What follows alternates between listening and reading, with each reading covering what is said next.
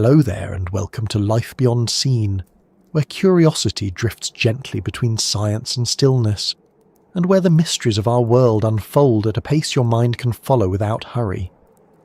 Tonight, we're not looking up at the stars, but down, far down, into a place that very few have seen and even fewer understand.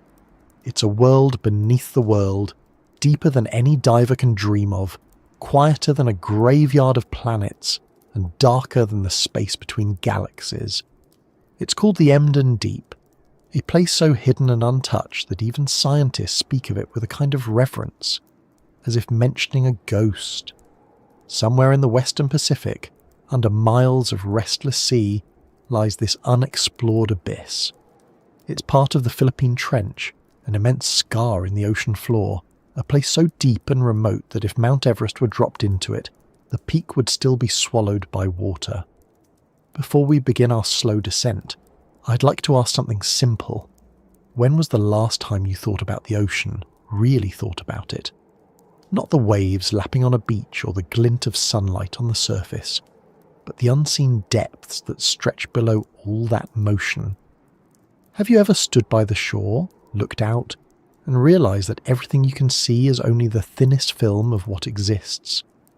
Maybe you felt that quiet tug of curiosity, wondering what happens beneath the blue horizon where light begins to fade. That curiosity is what guides us tonight. So wherever you are, whether it's late evening or early morning, whether you're listening from a small apartment or a quiet room somewhere by the sea, this is your invitation to drift with me for a while.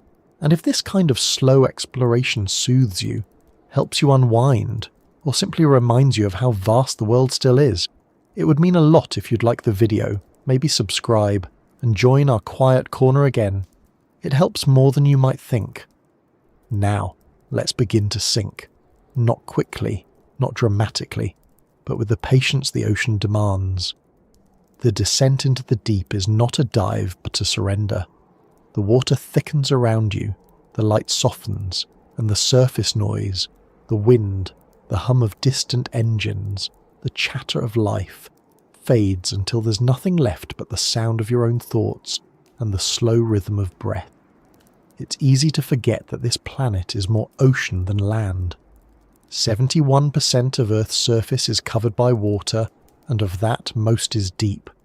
So deep that sunlight never reaches it. We tend to picture the ocean as a vast blue expanse, calm and predictable. But the truth is it's layered like an atmosphere turned upside down. The top few hundred meters, the part we swim in and sail across, are just the shimmering skin.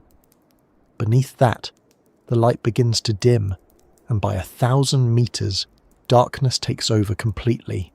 Keep descending, and the water pressure multiplies until it crushes metal like paper, and far below even that, at depths few machines have survived, lies the Emden Deep. The name itself sounds almost gentle, doesn't it? Emden could belong to a quiet town or an old ship, but it's attached to something unimaginably harsh. It sits at the southern end of the Philippine Trench, about 10 kilometres below the surface. That's over 33,000 feet, nearly 7 miles straight down. To picture that, imagine standing at sea level and looking up at a commercial jet flying overhead. Then imagine that same distance going downward, through water dense and cold enough to stop a human heart in seconds. Temperatures hover near freezing, around 1 to 2 degrees Celsius. The pressure there is more than 1,000 times what you feel right now. Every square inch of any object is squeezed with a weight equal to being buried under 50 jumbo jets.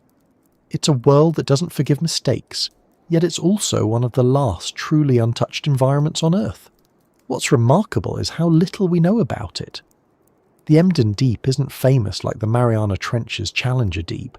It doesn't have documentaries named after it or explorers lining up to visit. For decades it wasn't even properly mapped. It was just another shadow in the ocean's cartography, noted in passing by sonar but rarely studied. In the hierarchy of Earth's mysteries, it has always been the quiet one, waiting patiently in the dark. The few expeditions that have targeted it, Japanese, Filipino, American, have returned with only fragments of data, enough to confirm its depth and shape, but not enough to tell its story. Even today, in an age where satellites can count the trees in your backyard, there are fewer high-resolution images of the Emden Deep's floor than of the surface of Mars. Imagine that. We have rovers crawling over Martian rocks, sending back photos of sunsets on another planet. Yet there's a place on our own world where no human eye has seen the ground. The bottom of the Emden Deep could hide entire ecosystems, mineral formations, or geological processes that rewrite our understanding of Earth, and we wouldn't know. The irony of it feels almost deliberate. We spend billions to reach the stars while a whole universe sleeps beneath our oceans, untouched. It's easy to see why scientists sometimes call the Hadal Trenches inner space. The parallels with outer space are uncanny. Both are hostile, both demand complex technology to visit, and both remind us of how fragile we are in the face of extremes. The first people to glimpse the Emden Deep didn't see it at all. They detected it by sound, pings sent down from survey ships that bounce back faintly from the bottom. Each echo took about 14 seconds to return, enough time for scientists to calculate the depth and sketch a faint outline of the trench's shape. Later, in the 1950s and 60s, sonar mapping improved, but the focus remained on the Mariana Trench to the east. The Emden Deep sat quietly, unmapped, unknown, and uncelebrated. Only in recent years have researchers begun to turn their attention toward it again, using autonomous underwater vehicles, robotic submersibles that can withstand immense pressure, to probe the darkness. These machines glide through the abyss without human passengers, their cameras encased in titanium, their sensors whispering data back to ships miles above. Even with such tools, the Emden Deep resists easy exploration. The darkness isn't just visual, it's informational. Signals weaken, batteries die, and even the most carefully built instruments can fail under the relentless crush. It's a reminder that Earth's final frontiers aren't always far away. They're sometimes right beneath us, hidden by something as familiar as water. The ocean is deceptive that way. It seems accessible, friendly even. We swim in it, fish from it, and build our vacations around it. Yet beyond that first glittering surface lies a realm more alien than any desert or mountain. The Emden Deep is the deepest part of one of the most active tectonic regions on the planet. The Philippine Trench itself was formed by the collision of the Philippine Sea Plate and the Sunda Plate, a slow, grinding motion that forces one section of Earth's crust beneath another. Over millions of years, that motion carved a trench 1,100 kilometers long and more than 10 kilometers deep at its southern end. The seabed there is constantly shifting, bending and cracking under unimaginable pressure.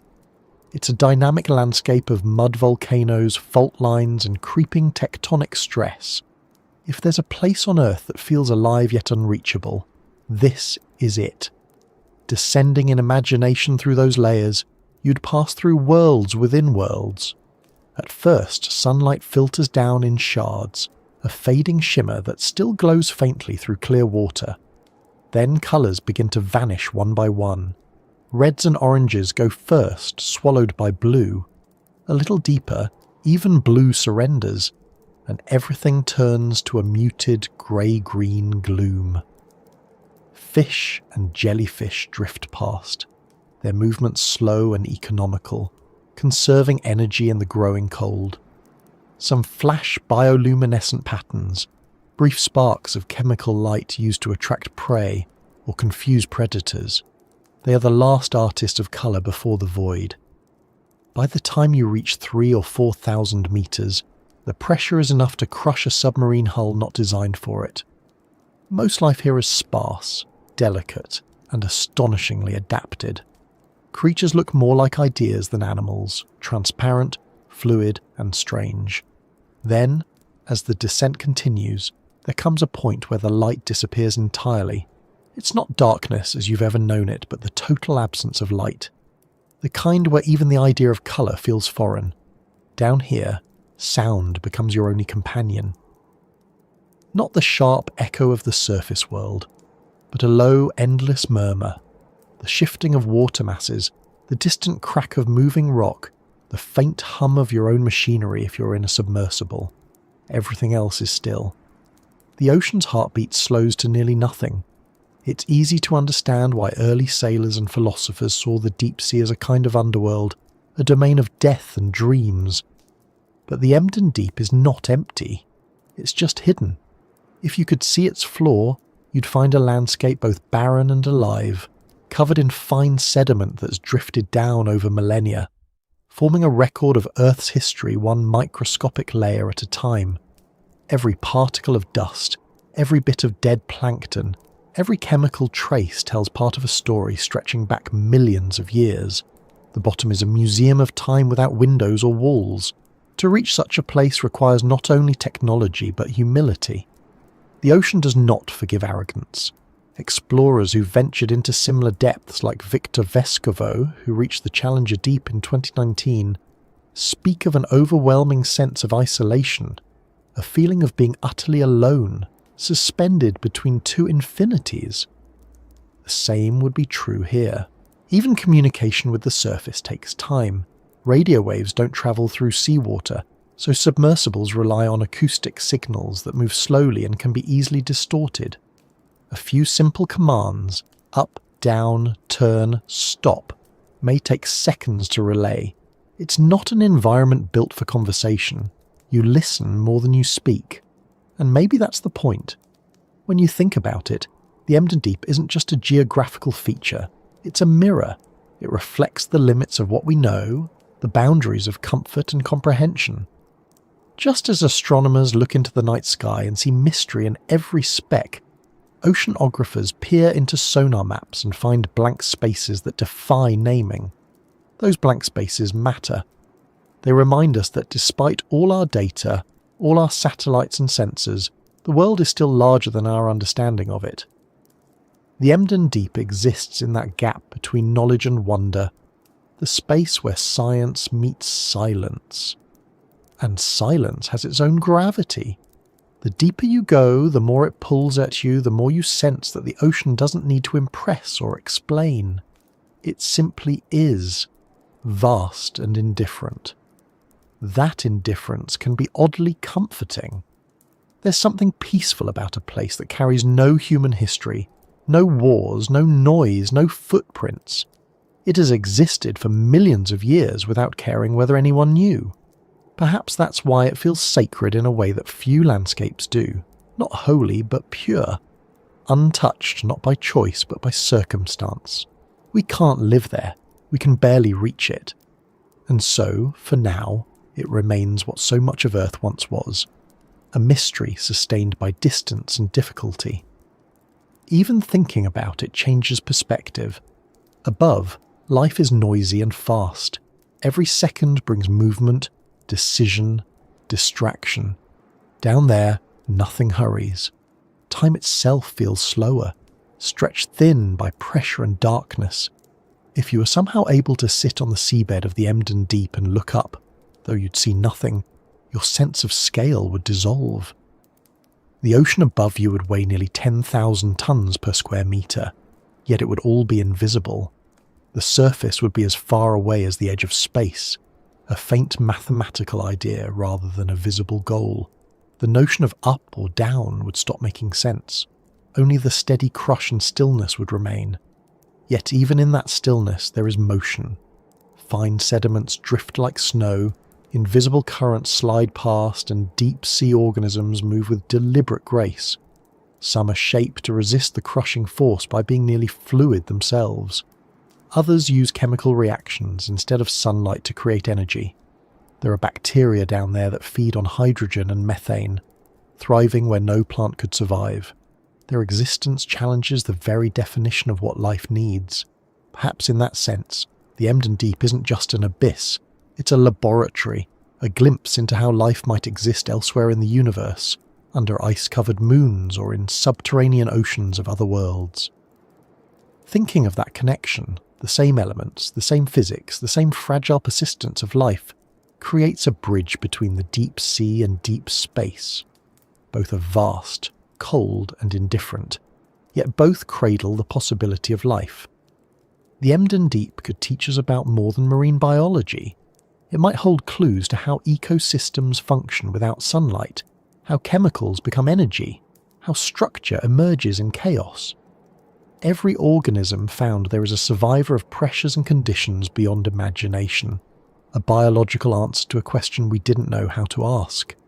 So, as we continue this journey into the dark, keep in mind that we're not just travelling downward, but inward, into the planet's oldest silence, into the parts of ourselves that still wonder what lies beneath the surface. Because somewhere below the last flicker of light, in a place no sunlight has ever reached, the story of the Emden Deep is waiting, patient and unchanged. And the deeper we go, the more the light fades, until all that's left is the sound of water and the quiet pulse of curiosity guiding us further into the unseen. The deeper the descent, the more the ocean transforms from something familiar into something foreign. At first, it still behaves like the sea you know. There are currents, flickers of movement, hints of light. But past a certain depth, those signs of life and warmth begin to thin out, replaced by a kind of calm that feels both serene and intimidating. The water becomes heavy, its density palpable, and every motion seems to take longer, as if the ocean itself is reluctant to let anything move too quickly. Somewhere between 1 and 200 meters below the surface, the last threads of sunlight start to fade. What remains is a dim blue glow that weakens with every passing meter, until it becomes less light and more memory of light. That's the threshold, the beginning of the twilight zone, the place where day ends but night hasn't fully claimed the water yet. Here, vision changes. The human eye, accustomed to bright contrasts and outlines, struggles to interpret what it sees. Colours flatten, reds are gone completely, absorbed by the water long before they reach this depth. Yellows are fading, greens are muted, and blue reigns alone until it too begins to dissolve into darkness. The world takes on the tone of an old photograph, drained of colour but rich in texture. Every movement, every shimmer of scales or ripple of water feels significant because it stands out against the growing void. It's as if the ocean is slowly erasing itself from sight, one wavelength at a time, until only the suggestion of motion remains.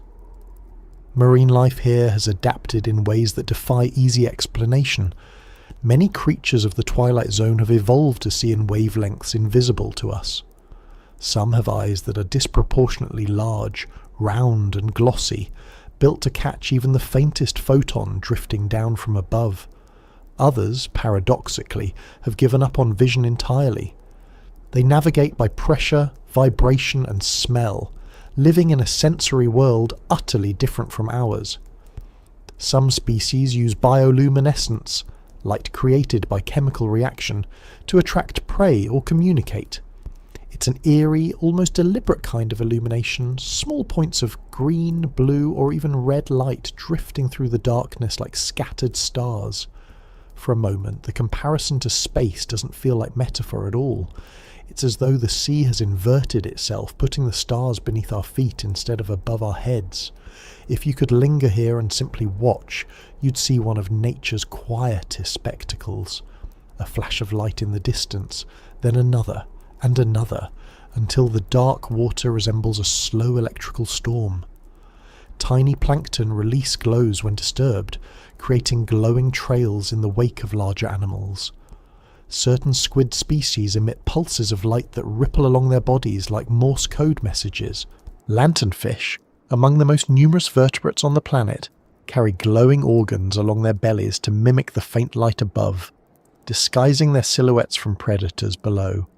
Each species has its own pattern, its own rhythm, a language of illumination that humans are only beginning to interpret. As the descent continues, temperature drops sharply.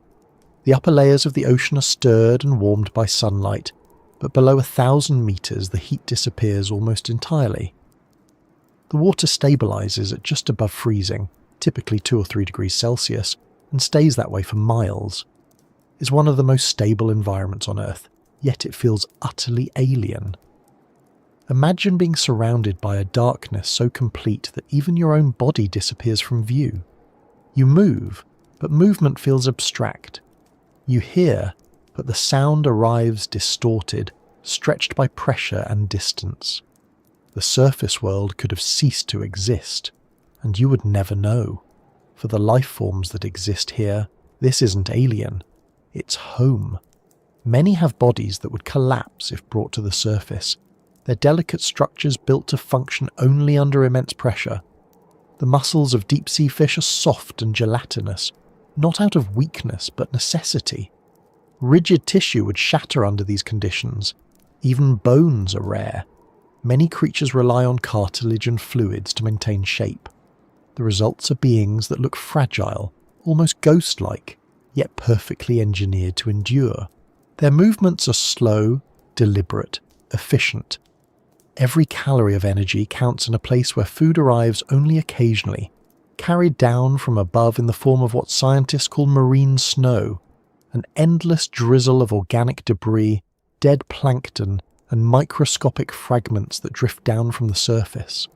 It's not a storm of plenty, but a quiet, eternal snowfall of decay that sustains everything below.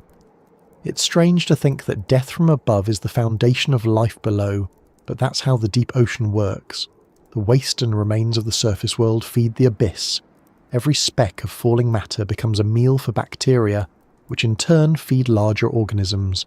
Even here, balance holds. Life and death, decay and renewal, all circulate through invisible hands. It's easy to forget that when you picture the ocean from a distance, but down here it's obvious. The surface and the depths are bound together by an endless chain of giving and taking. If you could hover motionless in this zone, your sense of time would begin to blur. There's no sunrise, no sunset, no visual cue to measure the hours. The only rhythm comes from movement, the slow drift of plankton, the occasional shadow of a predator, the steady pulse of your own heartbeat if you were somehow present. It's here that human senses start to fail. Our understanding of the world relies so much on light that without it, we lose track of meaning. We don't just stop seeing, we stop interpreting. Maybe that's part of the ocean's lesson, that perception itself is a luxury of the shallow world. The deeper the dive, the more the water resists intrusion. Each meter adds weight. Each degree of temperature loss feels like another layer of insulation from the familiar. By the time you reach the boundary where light finally surrenders completely, roughly 1,000 meters down, you've entered the midnight zone, a place so dark that light behaves more like a rumor than a fact. The air you once took for granted no longer has meaning. Pressure has replaced it as the defining force. This is where the ocean begins to express its true nature, where it no longer resembles anything from the surface world. The Emden Deep lies many kilometers below even this point, but understanding this transition, the end of light, the beginning of total darkness, is essential to imagining what waits farther down. The twilight zone marks the last negotiation between two realities. Above it, sunlight dictates everything: warmth, weather, colour, motion. Below it, the rules are rewritten. Energy no longer comes from the sun, but from chemistry. Photosynthesis gives way to chemosynthesis. In this realm, microbes feed not on light, but on minerals seeping from cracks in the seabed. It's a quieter form of life, one that depends on patience rather than abundance. To most of us, the idea of living without sunlight feels impossible, but in the deep ocean, it's routine. There are entire ecosystems that have never known day. When scientists first sent cameras into the deep, they expected to find emptiness. What they found instead was motion. Small, deliberate, persistent motion. Shrimp, worms, jellyfish, fish with transparent heads, creatures with mouths that glow like lanterns. It was as if evolution had written a new language to describe existence without light. Down here, survival isn't about competition in the way we know it. It's about endurance, about knowing how to make the most of almost nothing. Food is scarce, temperatures are hostile, and the pressure is constant. Yet somehow, life thrives. If you could ask one of these creatures what the surface was like, it would have no frame of reference. The sun, the stars, even the idea of sky, these are abstractions with no meaning. And maybe, in that way, it's a reminder that the things we consider universal are often just local habits of our own environment. The deep ocean doesn't obey the same logic as the world above it. It doesn't care about our boundaries or expectations. Its cycles are longer, slower, more deliberate. Change happens on geological timescales, not human ones. Some explorers describe a strange psychological effect during deep-sea dives. After hours in darkness, the mind begins to play tricks. The absence of familiar reference points blurs orientation. Up and down become interchangeable. Even distance loses clarity. You can look at an object illuminated by artificial light and have no idea whether it's a metre away or 10. The water absorbs not just light but scale, making the world feel infinite and immediate at once. This disorientation isn't dangerous in itself, but it reveals something about our dependence on light for meaning. When that light disappears, we confront the limits of our perception and realise how narrow our sensory world truly is. Technology, of course, provides substitutes. Submersibles carry powerful lamps, sonar arrays, and cameras that translate the invisible into measurable data. But even with those tools, exploration here is difficult. Light, when introduced artificially, behaves differently. It reflects off suspended particles, scattering into hazy halos. Shadows look soft and uncertain. The result is a world that never quite resolves into clarity. Even the clearest footage of the deep retains a kind of ghostliness, as if the ocean refuses to let itself be fully seen. That resistance feels almost intentional, though it's simply physics, the way light, water, and distance conspire to obscure. You begin to understand why myths about sea monsters persisted for centuries. When your only contact with the deep was a brief glimpse of something rising from below, distorted by water and light, the mind filled in the rest. Whales became leviathans.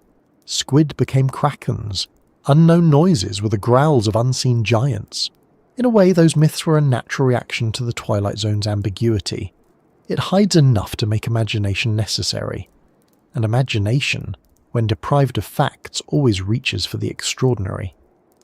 As we sink deeper, that ambiguity becomes the rule rather than the exception.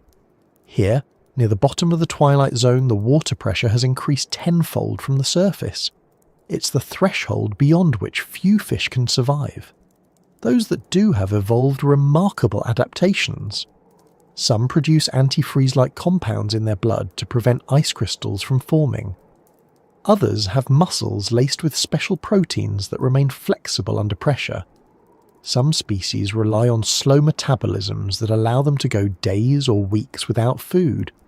It's not a realm for abundance but for efficiency. Every aspect of life here is tuned to the smallest possible margin of survival. What's fascinating is that this same Twilight Zone, despite its inaccessibility, plays a massive role in the planet's climate. Every year, billions of tons of carbon from surface organisms sink into it, becoming part of the marine snow. As this carbon settles, it removes greenhouse gases from the atmosphere, effectively storing them in the deep. The process is sometimes called the biological pump, and it's one of the main reasons Earth's climate remains stable. Without it, temperatures would rise dramatically, so while this hidden layer feels distant and irrelevant to daily life, it quietly governs the air we breathe and the stability of the world above. The Emden Deep, lying beneath it all, receives the final remnants of that carbon cascade, the end of a process that begins with sunlight and ends in darkness. That's another way of seeing this descent. It's not just a physical journey downward, but a journey through Earth's memory. Every metre carries traces of everything that's ever lived above it. The deeper we go, the older those traces become. The Twilight Zone holds the most recent ones. The remains of yesterday's plankton, last year's blooms, the echoes of life that flourished and faded before we ever noticed. Beneath that lies the record of centuries, then millennia, then millions of years, compacted into the sediments of the deep. The Emden Deep is not only a void, it's an archive. It contains, in silence and darkness, a history of change more complete than any library. Descending through the twilight zone feels like moving through the last chapter of daylight itself. Each layer carries less colour, less heat, less sound, until all that remains is motion and pressure. But rather than feeling lifeless, it feels patient. There's an odd sense of continuity, as though the ocean has been waiting for someone to notice that this transition, the fading of the light, isn't an ending at all, but a doorway. The Emden deep lies far below, but this is where its mystery begins. It starts not in the trench itself, but in the surrender of light, in the acceptance that visibility and understanding will not always coincide. And so, the descent continues. The surface is a distant thought now, the last glow long gone. The sensors hum quietly. The lights narrow into thin cones piercing the dark, and ahead lies the unknown, a world without sunrise or sunset, where existence depends on adaptation, endurance, and the strange beauty of survival in silence. The journey downward goes on, and in that steady fall, the first hints of the true abyss begin to take shape. What lies beyond this curtain of darkness is not emptiness, but a new kind of world entirely.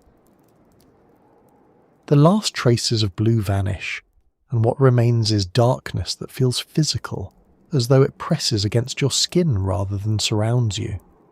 You're now in a world where sunlight has never arrived, not once, not even as a whisper.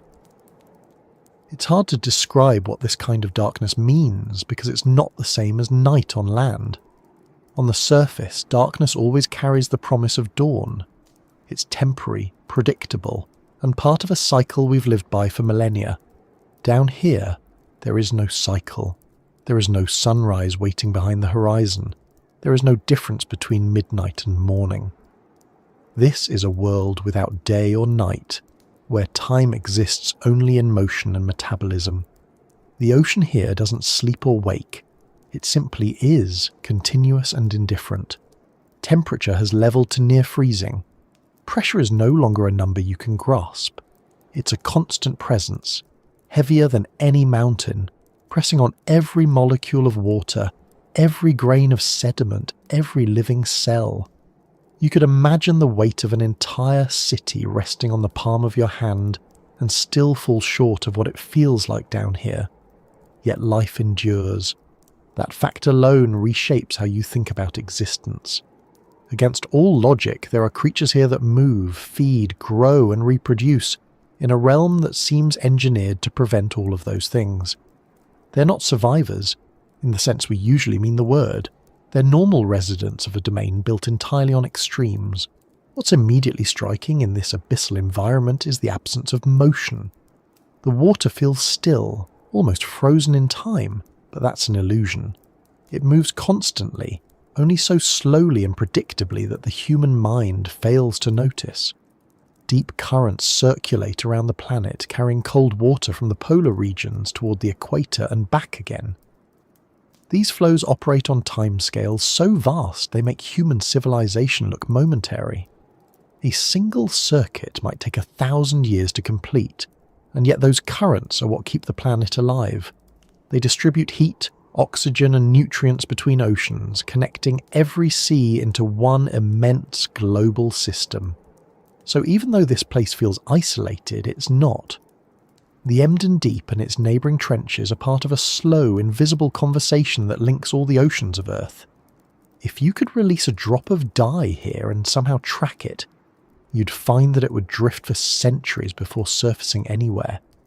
It would pass through valleys and ridges on the ocean floor, caught in slow eddies that twist like sleeping giants.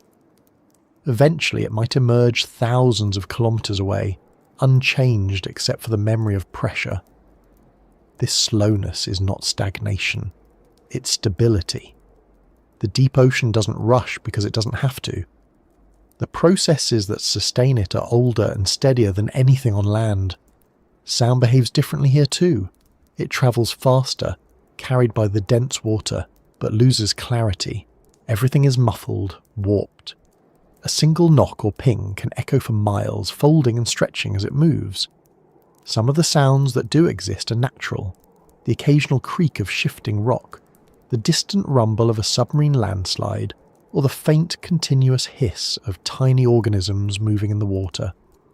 If you were to listen carefully, you might detect low-frequency vibrations generated by the movement of tectonic plates.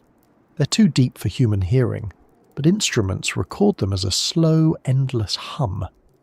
It's like the planet itself is breathing in slow motion, exhaling through the trenches of the sea. The Emden Deep, lying at the far end of the Philippine Trench, is one of the deepest points in this vast underworld. Here, the water column stretches down more than 10 kilometres, and at the bottom lies a landscape that no sunlight has ever touched. The floor is not flat but uneven, shaped by landslides, sediment flows and tectonic deformation. Mud and fine silt have settled into soft layers, interrupted by rocky outcrops where the Earth's crust bends under unimaginable stress. The occasional seismic tremor ripples through, rearranging the terrain, though to anything living here it's just another slow pulse in the background. If you could walk on that sea floor, an impossible thought, you'd leave no footprints. The sediment is so fine and the gravity so weak compared to the weight above that it behaves almost like powder suspended in air. And yet, despite the darkness, despite the cold, despite the crushing force, life has found its way into every corner. Some of it is microscopic. Bacteria that feed on chemicals seeping from the crust, transforming minerals into energy through a process called chemosynthesis. Others are larger but no less strange. Amphipods, small crustaceans with translucent shells, sea cucumbers with transparent bodies, worms that glow faintly in shades of blue. These organisms don't just survive here, they thrive. Their metabolisms are perfectly tuned to scarcity.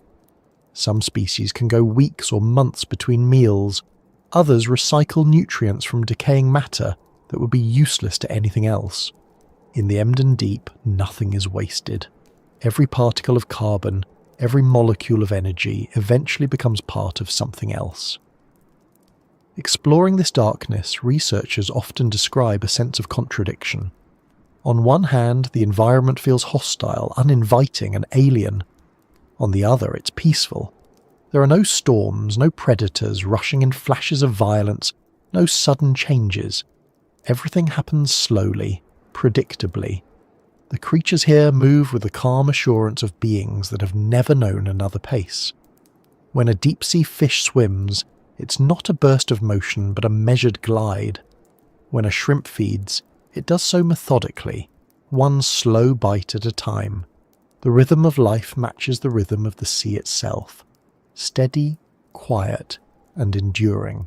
The absence of light creates not just physical challenges but biological opportunity. On the surface, life is ruled by visibility. Who can see? Who can be seen? Who can hide? Down here, with no light at all, those rules vanish. Instead, evolution focuses on efficiency. Many deep-sea creatures have dispensed with eyes entirely, relying instead on sensitive hairs, pressure sensors, and chemical detection. Others generate their own light not to see but to communicate. Bioluminescence, so common in the twilight zone above, takes on new roles here. Some species emit a faint, constant glow, perhaps as camouflage against predators using bioluminescence themselves. Others release bursts of light when threatened, a flash that startles attackers just long enough to escape. There are also mating displays, brief exchanges of coded light patterns that help animals find each other in the vast dark. It's a system of signals invisible to almost every other creature on Earth. To humans, these glimpses of light are both eerie and beautiful. A remotely operated vehicle descending into the abyss might capture tiny pinpricks of blue, moving through the camera's field, drifting slowly like sparks in a black wind.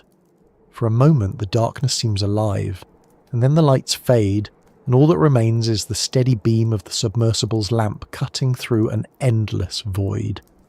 It's in moments like these that explorers say the ocean begins to feel infinite, as though it has no boundaries at all.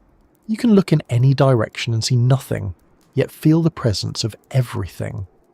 The paradox is unsettling at first, but after a while it becomes oddly comforting. The deep sea doesn't care who's watching. It has existed long before we arrived and will continue long after we're gone. Because there is no day or night here, the usual cycles of behaviour vanish too. On the surface, animals rise and rest in rhythm with the sun. In the deep, those rhythms are replaced by patterns of opportunity.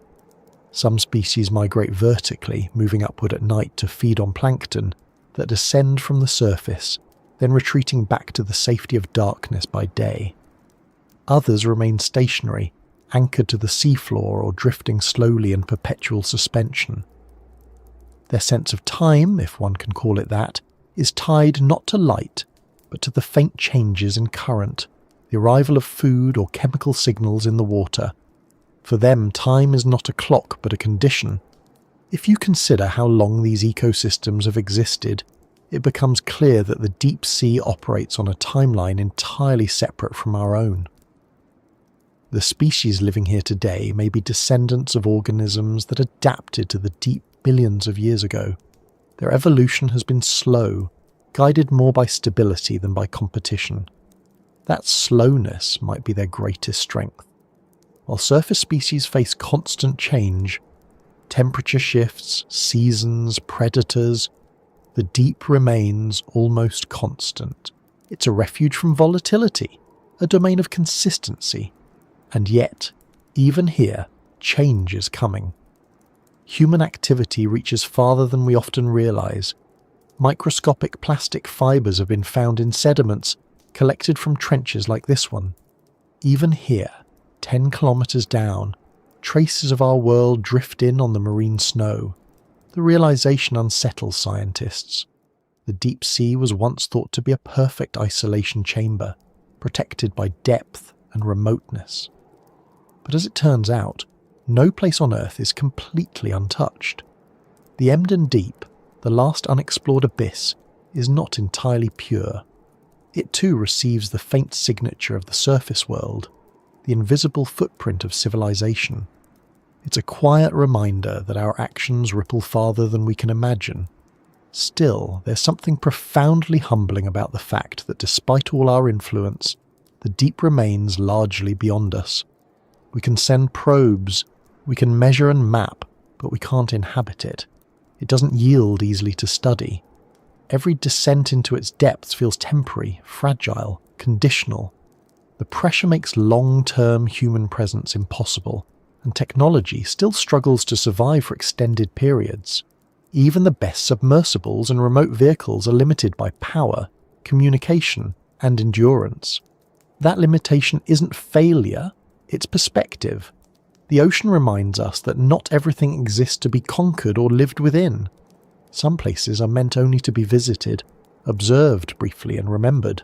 When explorers return from dives to places like the Emden Deep, they often describe an unexpected emotion.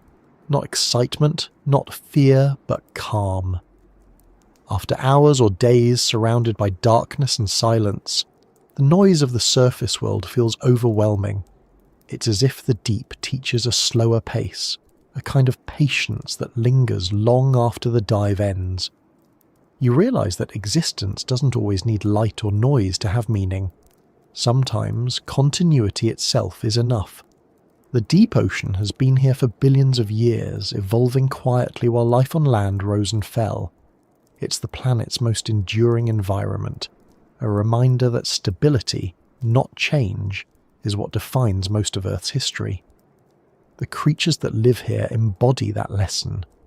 They are living fossils in the truest sense, survivors of ancient lineages that have barely altered across epochs.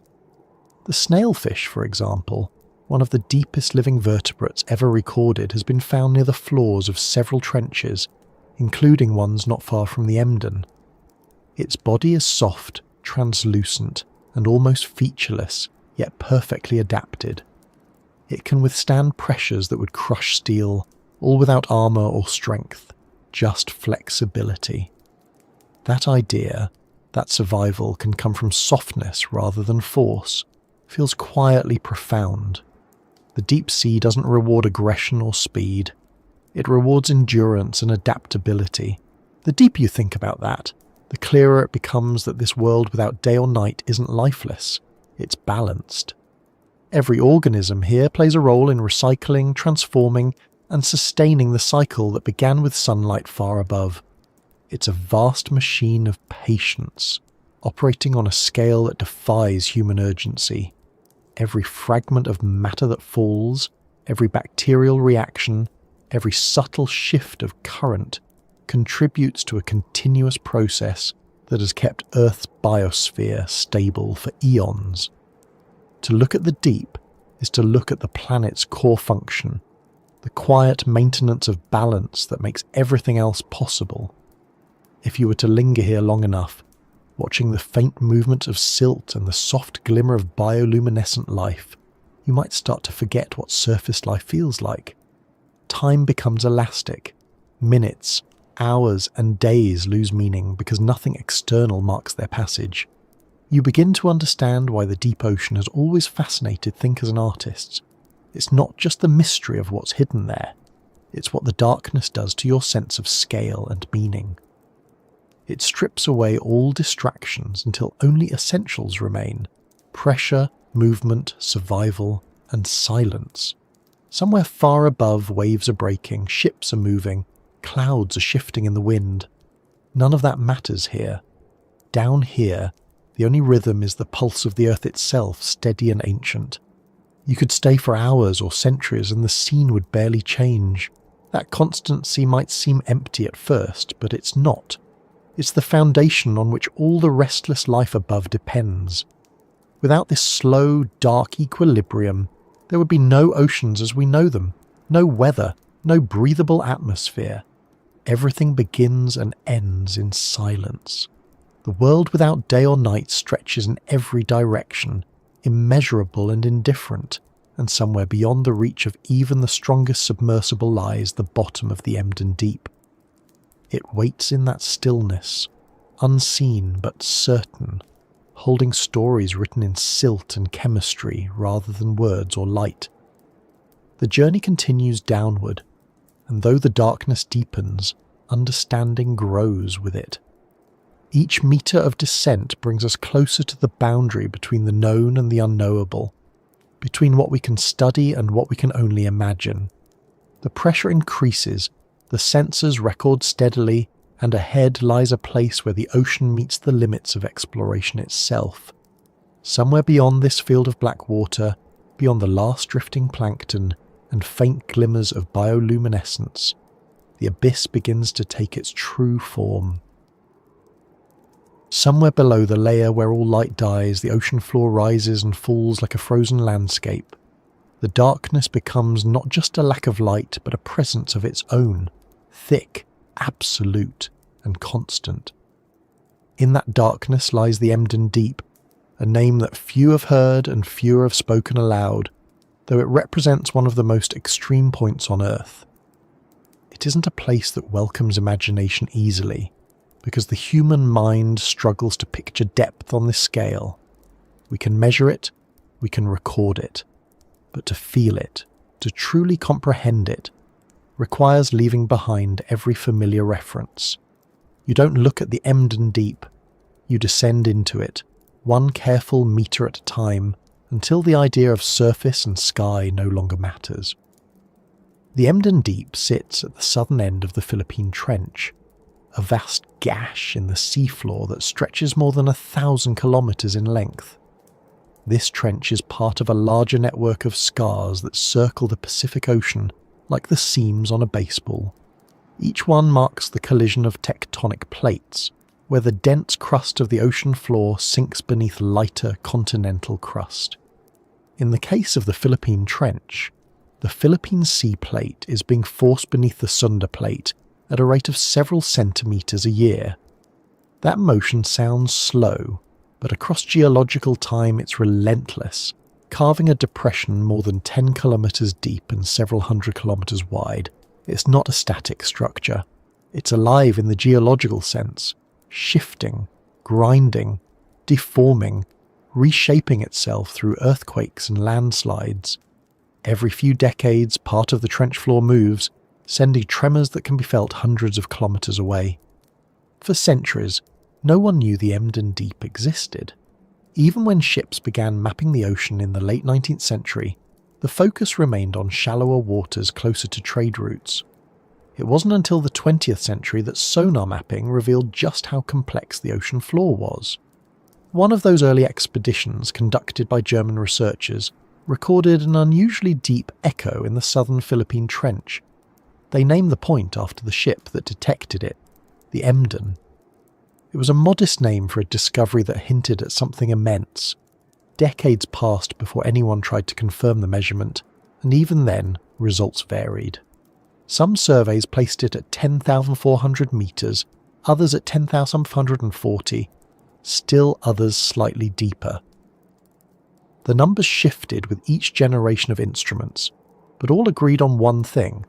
The Emden Deep was among the deepest places on the planet, rivaled only by a few other sites: the Challenger Deep in the Mariana Trench, the Horizon Deep in Tonga, and the Factorian Deep near Kermadec. When you look at a map of the Pacific Ocean floor, the Emden Deep doesn't stand out immediately. It's overshadowed by the Mariana Trench, which holds the record for the deepest known point on Earth. The Emden is less famous, quieter, its name rarely appearing in textbooks or documentaries, but that anonymity makes it even more intriguing. It's the quiet neighbour to the celebrity of the Mariana, a place that never sought attention but holds mysteries just as profound.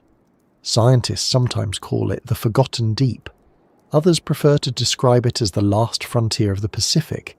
Either way, it occupies a unique place in the geography of the ocean, a deep that seems to have waited patiently for us to notice. The Emden Deep's shape is not simple.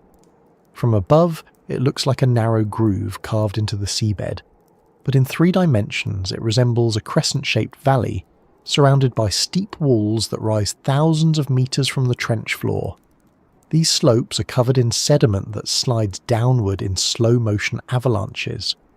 When earthquakes strike the region, those sediments can shift violently, creating underwater landslides that roll across the abyssal plain like invisible waves of mud. Each slide buries what came before, preserving layers of geological history under new blankets of sediment. In some places, those layers are more than a kilometre thick, a compressed archive of millions of years of Earth-shifting climate, volcanic eruptions and biological evolution. If you could hover above the Emden Deep with an impossible kind of sight, the scale would defy logic. The trench is so deep that Mount Everest, placed inside it, would still sit nearly 2 kilometres below the ocean surface. The pressure there reaches more than 100 times that of the atmosphere. To put it another way, every square centimetre of any object resting on the bottom experiences a weight equivalent to the full mass of a small car. For humans, such pressure would be instantly fatal. For machines, it's a constant test of design and endurance. Every expedition that has tried to explore the Emden Deep has faced the same challenge: how to survive the crushing force long enough to record what's there. One of the earliest modern efforts to reach the Emden Deep came from Japanese oceanographers using robotic submersibles in the early 2000s. Their goal was simple: map the trench in detail and measure its depth accurately. They succeeded in part, recording new data that placed the deepest point at just over 10,540 metres. But the footage they captured was limited. The darkness, combined with technical limitations, reduced visibility to a few metres at most. What the cameras did show was haunting. Fine sediments drifting like dust in still air, occasional shapes that hinted at life, and long, slow ripples across the mud that suggested movement of the earth itself. It wasn't much, but it confirmed that even here, in one of the most hostile environments imaginable, the planet was still active and alive. A few years later, another expedition returned, this time with improved technology. Remotely operated vehicles equipped with high-definition cameras and manipulator arms descended into the trench. They collected samples of sediment, small stones, and bits of organic matter. When the samples were brought to the surface, scientists discovered traces of microorganisms, living bacteria adapted to survive in the near-freezing, high-pressure conditions of the deep. These were not remnants of life washed down from above, but active colonies thriving in the sediment itself. That discovery changed how researchers thought about the Hadal Zone, the deepest region of the ocean. It proved that even in the most extreme environments on Earth, life finds a way to persist. It's easy to imagine the Emden Deep as empty, but the reality is far more complex. Each layer of its ecosystem supports another, forming a fragile chain that connects microscopic life to larger organisms.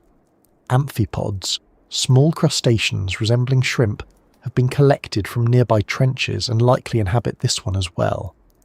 These creatures feed on organic particles drifting down from the surface, their bodies adapted to withstand enormous pressure.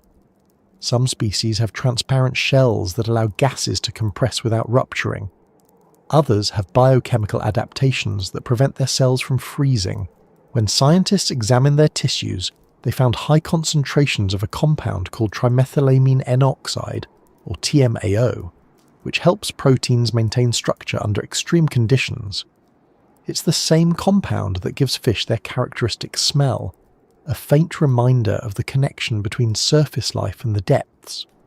Occasionally, researchers recover objects that don't belong, bits of plastic, fragments of fishing gear, or microscopic fibres woven into sediment layers. These traces of humanity travel thousands of kilometres from coasts and rivers before settling at the bottom. Finding them here, 10 kilometres below the surface, feels almost symbolic. It's a message written in debris saying that nowhere on Earth is truly untouched. Yet, despite that intrusion, the Emden Deep retains its mystery. The scale of it dwarfs human presence. A single plastic fragment lying on its floor is like a grain of sand in the Sahara. Understanding the Emden Deep isn't just a matter of curiosity. Trenches like this one play a vital role in the planet's systems. They act as gateways where the Earth's crust is recycled. The oceanic plate descending beneath the continental plate carries sediments, water, and organic material into the mantle. That process, subduction, drives volcanic activity, influences ocean chemistry, and shapes continents. The Emden Deep is part of that mechanism, one gear in the vast engine of planetary renewal. Studying it helps scientists understand how heat and material move through Earth's interior and how those movements affect everything from earthquakes to the carbon cycle. It's strange to think of a trench as a living process, but in a sense, it is. The floor of the Emden Deep is constantly shifting, however slowly as new sediments arrive and old ones sink deeper. The bacteria that inhabit it are part of that movement, breaking down matter, releasing gases, and influencing the chemistry of the surrounding water. Every reaction, every exchange contributes to a balance that keeps the ocean stable. When researchers take samples from these depths, they're not just collecting dirt, they're retrieving data about how the planet breathes. Despite its importance, the Emden Deep remains one of the least explored regions on Earth. Only a handful of dives have reached its lower slopes, and even fewer have touched the bottom. The reasons are partly practical. Deep-sea exploration is expensive, risky, and time-consuming. Building equipment that can survive the descent and return intact costs millions. A single malfunction can end an entire mission. The trench's remote location adds to the difficulty. Situated in the Western Pacific, far from major research bases, it requires days of travel just to reach by ship. Weather conditions can delay launches for weeks. Even when the ocean is calm, surface currents and waves complicate deployment. Every descent must be planned with precision, every component tested and monitored. Those who have studied the Emden Deep often describe a peculiar attachment to it, a kind of quiet respect that grows with each attempt to understand it. It's not dramatic like a volcano or visible like a glacier. It doesn't announce itself. It hides. And perhaps that's why it captivates the few who dedicate their lives to mapping it. when you stare at sonar data for weeks and finally see a faint outline emerge, a slope, a ridge, a depression, you're glimpsing a place no one has ever seen directly. The thrill isn't in the danger or the fame, but in the intimacy of discovery, in knowing that you're witnessing something new about the Earth itself. If you stand on the deck of a research vessel above the Emden Deep, the ocean looks no different than anywhere else. The surface rolls gently, the horizon remains flat, and the sky reflects off the water in endless patterns of blue. There's nothing to indicate that beneath you lies a chasm deeper than any mountain is tall. That's one of the ocean's quietest tricks. It hides its vastness in plain sight. The greatest extremes of our planet are invisible, cloaked under kilometres of ordinary-looking sea.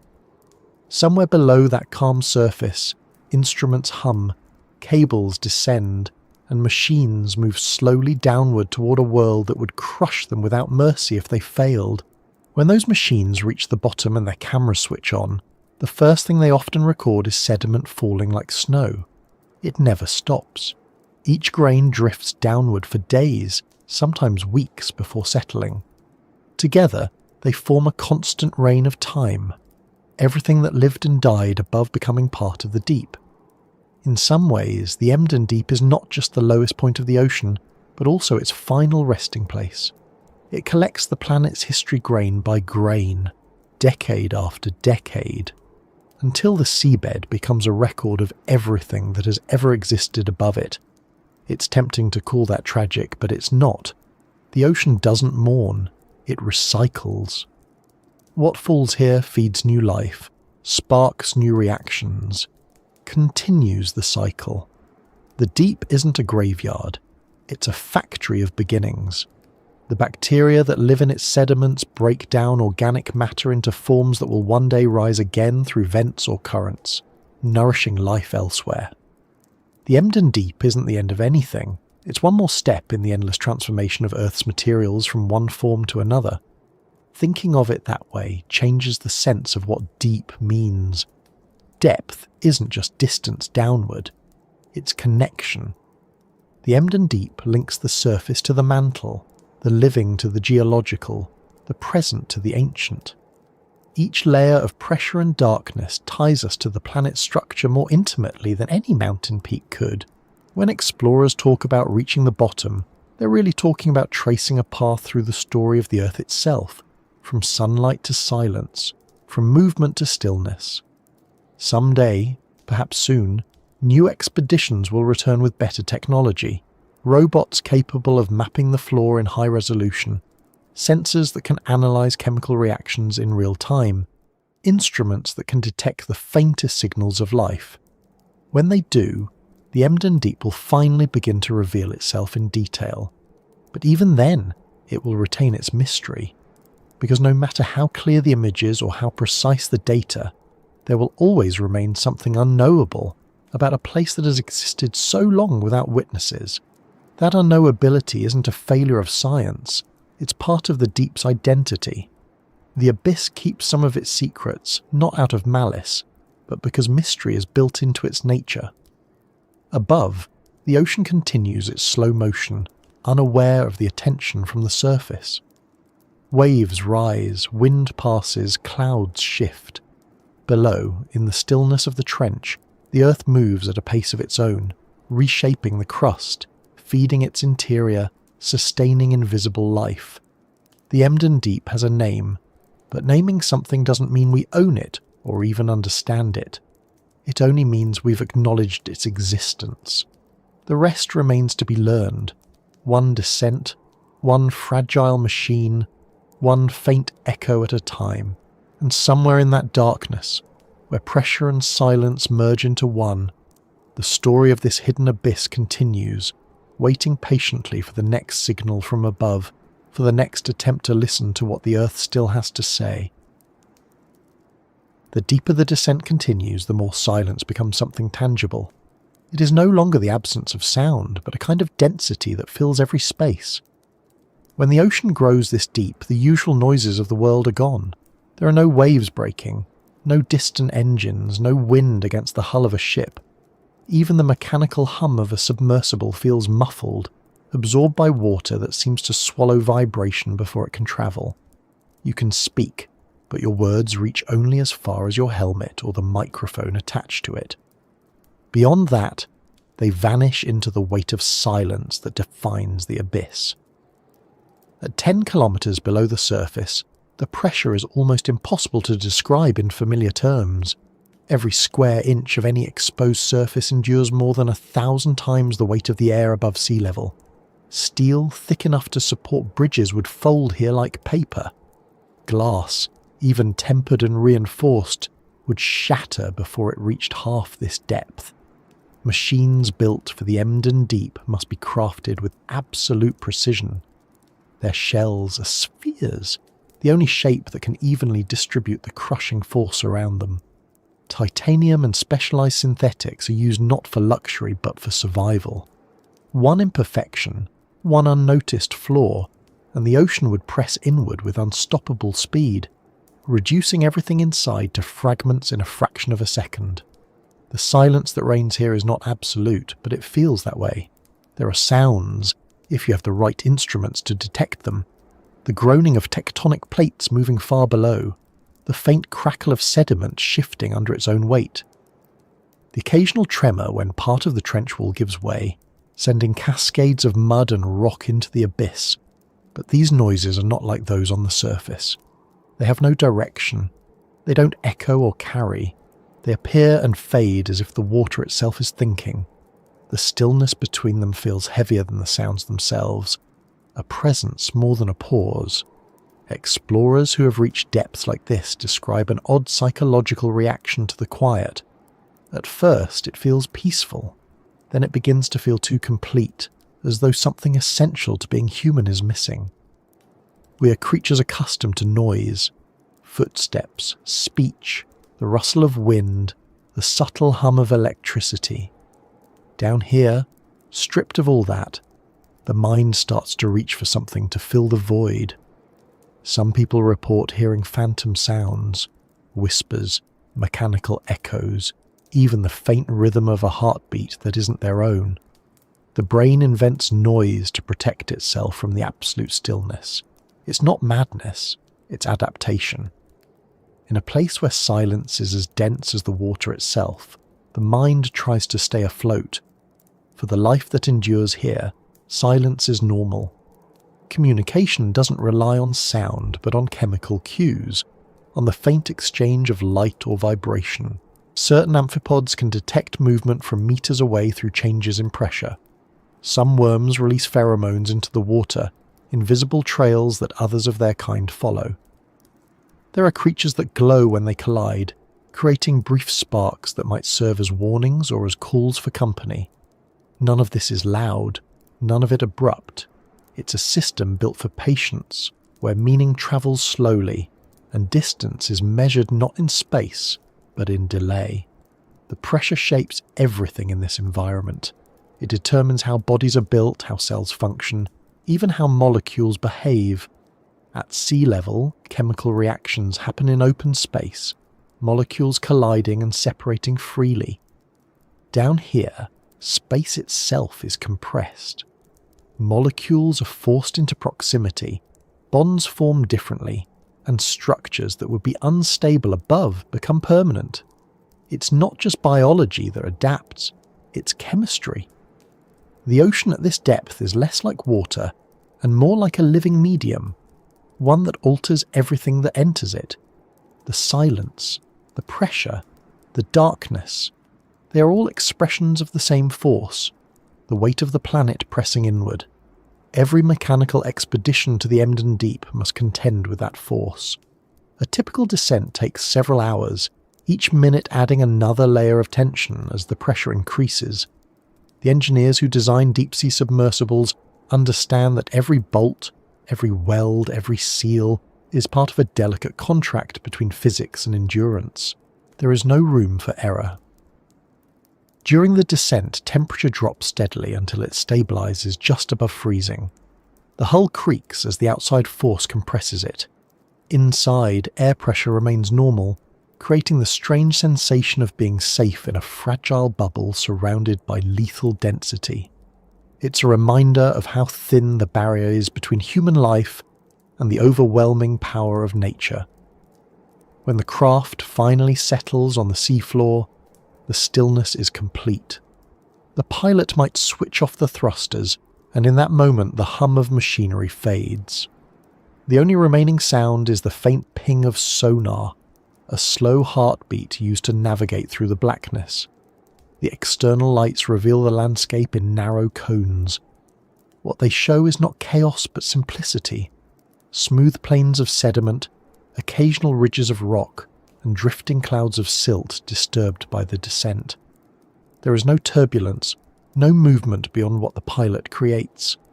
The silence presses in from all sides, a sensation as physical as the pressure itself. It's in these conditions that the smallest noises become monumental. The click of a camera shutter sounds like thunder. The vibration of an arm extending to collect a sample feels enormous. The release of ballast weights at the end of the mission echoes through the hull like a drumbeat. Silence gives every action weight. You become aware of sound as a presence, not an afterthought. Some pilots describe the experience as meditative, others as suffocating. Both are true, depending on the moment. The silence is not lifelessness. If you let your instruments adjust and wait long enough, you begin to see movement in the sediment. Tiny organisms crawl through it, stirring up faint clouds of dust. Their motions are slow but constant, a kind of quiet work that continues day and night.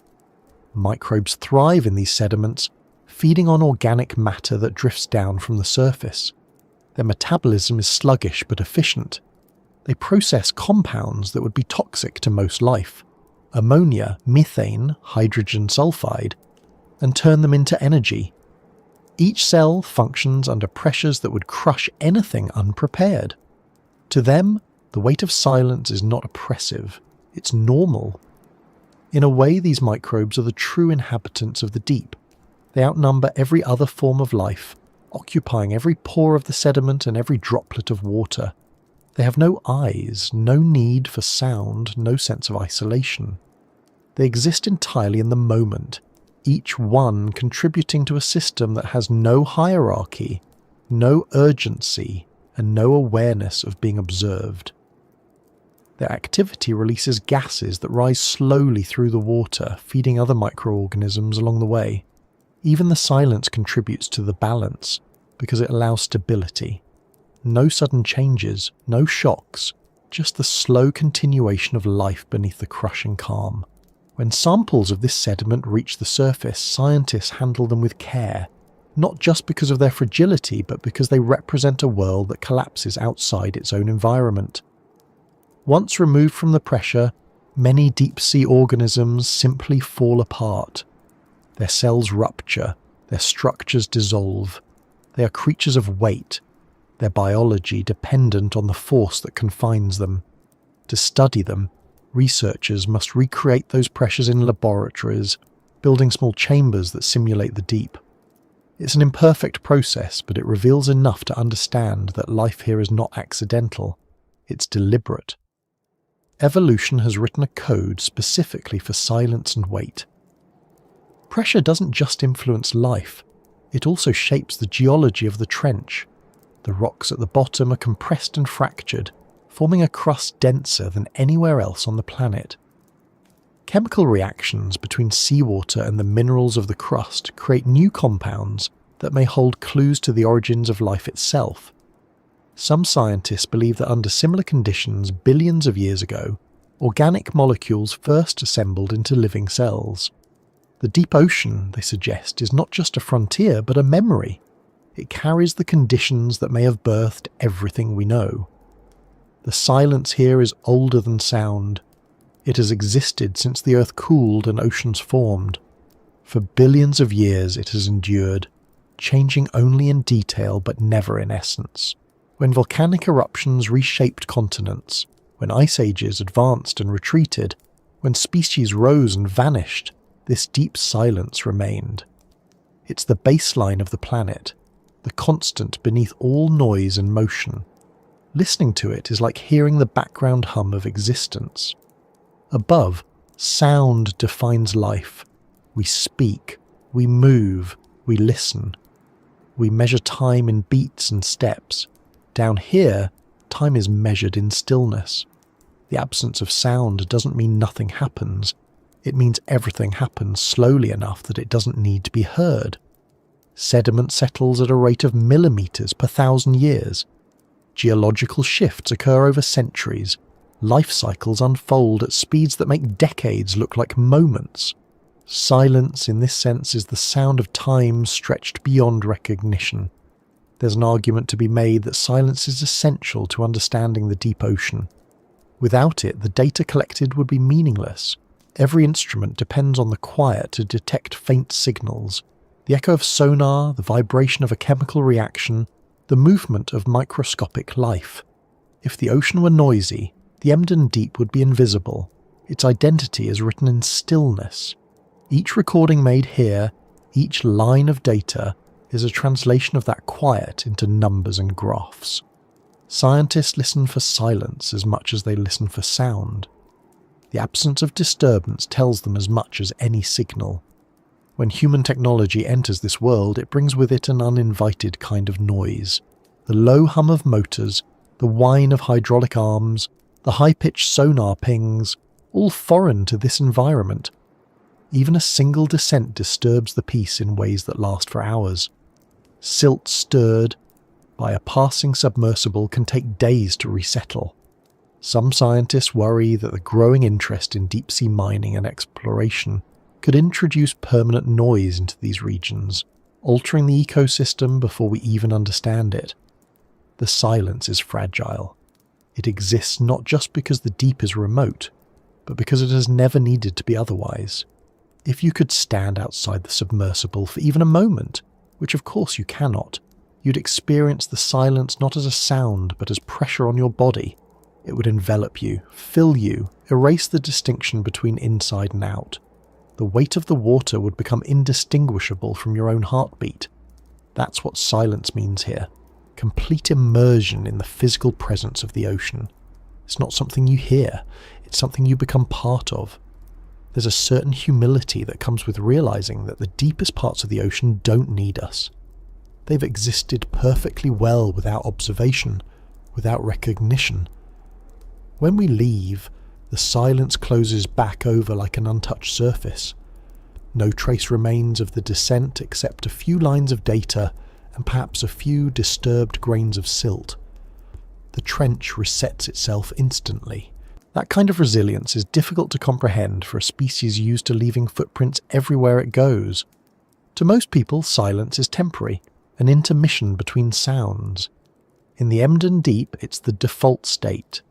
The surface is the exception, the noisy, chaotic layer where things happen too fast to last. Down here, permanence replaces urgency. The weight of silence holds everything steady. It presses down not to destroy but to maintain. Every particle is in its place, every movement absorbed and balanced. It's not still because nothing happens. It's still because everything that happens is already accounted for. When explorers finally ascend, when the submersible rises slowly through kilometers of water, the first new sound they hear is their own breathing. Then the hum of machinery, the faint crackle of the radio reconnecting, the distant slap of waves at the surface. After hours in the deep, those sounds feel overwhelming. They're reminders of the world waiting above, the fragile, noisy, temporary world that forgets what silence means.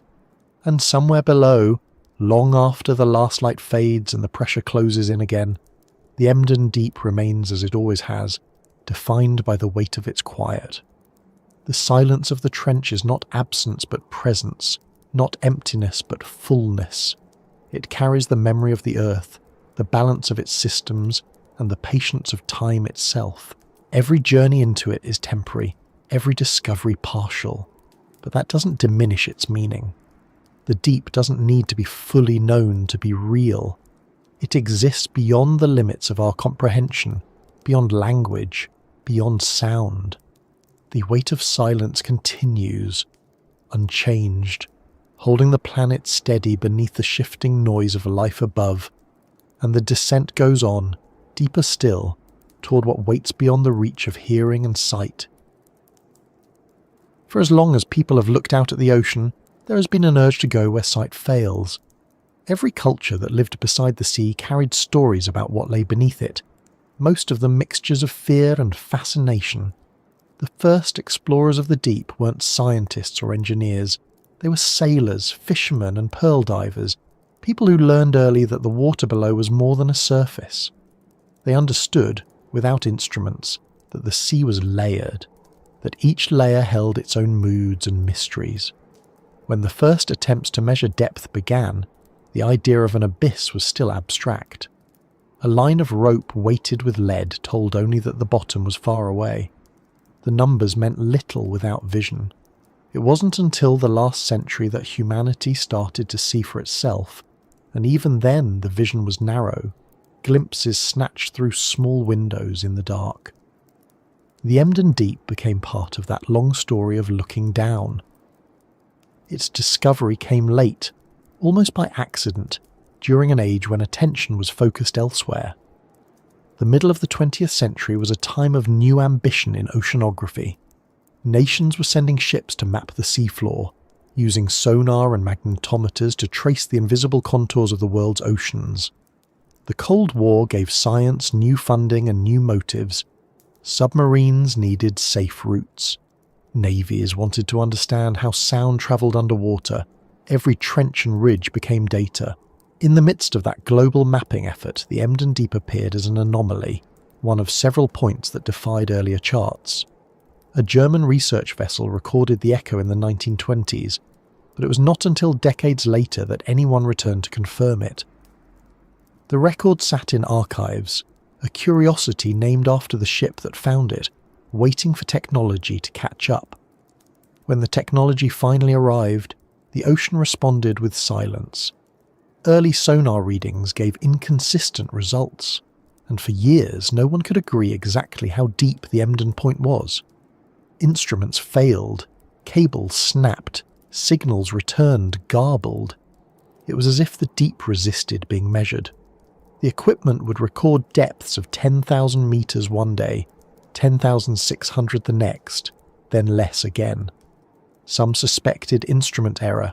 Others wondered if the seafloor itself was shifting. In a way, both were right. The Emden Deep is a living fault, part of an active subduction zone. It changes shape over decades, sometimes over days. What is measured once is never quite the same again. Every expedition must start over. In the early 1970s, Japanese oceanographic surveys revisited the region with more advanced sonar arrays. Their maps were the first to show the trench clearly, stretching like a scar parallel to the Philippine coast. The deepest part, near 10.5 kilometers, was labelled Emden Deep in small print on the chart. It was a technical note, not an announcement. No television cameras were present, no headlines written. It entered science quietly, as deep things tend to do. A few scientists published papers, a few more added it to global depth records, and then attention drifted elsewhere, to the Mariana Trench, which already held the world's record in the public's imagination. The Mariana had history. In 1960, the bathyscaphe Trieste had descended to its Challenger Deep, carrying Jacques Picard and Don Walsh into what was then the deepest dive ever achieved by humans. The Emden Deep, by contrast, remained unseen. No human eyes had looked upon it. No cameras had captured its floor. It existed as data points, not as experience. For the next half-century it lingered on the margins of exploration, visited only by the faint sonar echoes of survey ships. Then came the modern age of deep-diving machines. Advances in materials science, electronics and robotics transformed what was possible. Unmanned submersibles could now withstand pressures that would have destroyed earlier craft. The deep submergence vehicle Kaiko, built by the Japan Agency for Marine Earth Science and Technology, reached the Challenger Deep several times in the 1990s and early 2000s, recording footage and collecting samples. Similar vehicles mapped the Tonga, Kermadec, and Puerto Rico trenches. Gradually, attention returned to the Philippine Trench and its southernmost depression, the Emden.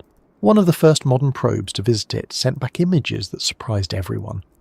Instead of a barren plain, the cameras showed signs of life, small amphipods skimming over the sediment, translucent worms, delicate sea cucumbers drifting like ghosts over the mud. The sediment was fine as smoke, disturbed by the slow movement of the probe's thrusters. Everything moved in slow motion, every particle taking minutes to resettle. The operators on the ship above watched the footage in near silence. After decades of speculation, the Emden Deep was no longer theoretical. It was a real place, alive and intricate in its own quiet way. But as soon as those first pictures appeared, the challenges of working at such depths became clear. Communication between the probe and the surface was erratic. Data took seconds to transmit. A signal sent downward bounced and scattered, distorted by layers of water with different temperatures and densities.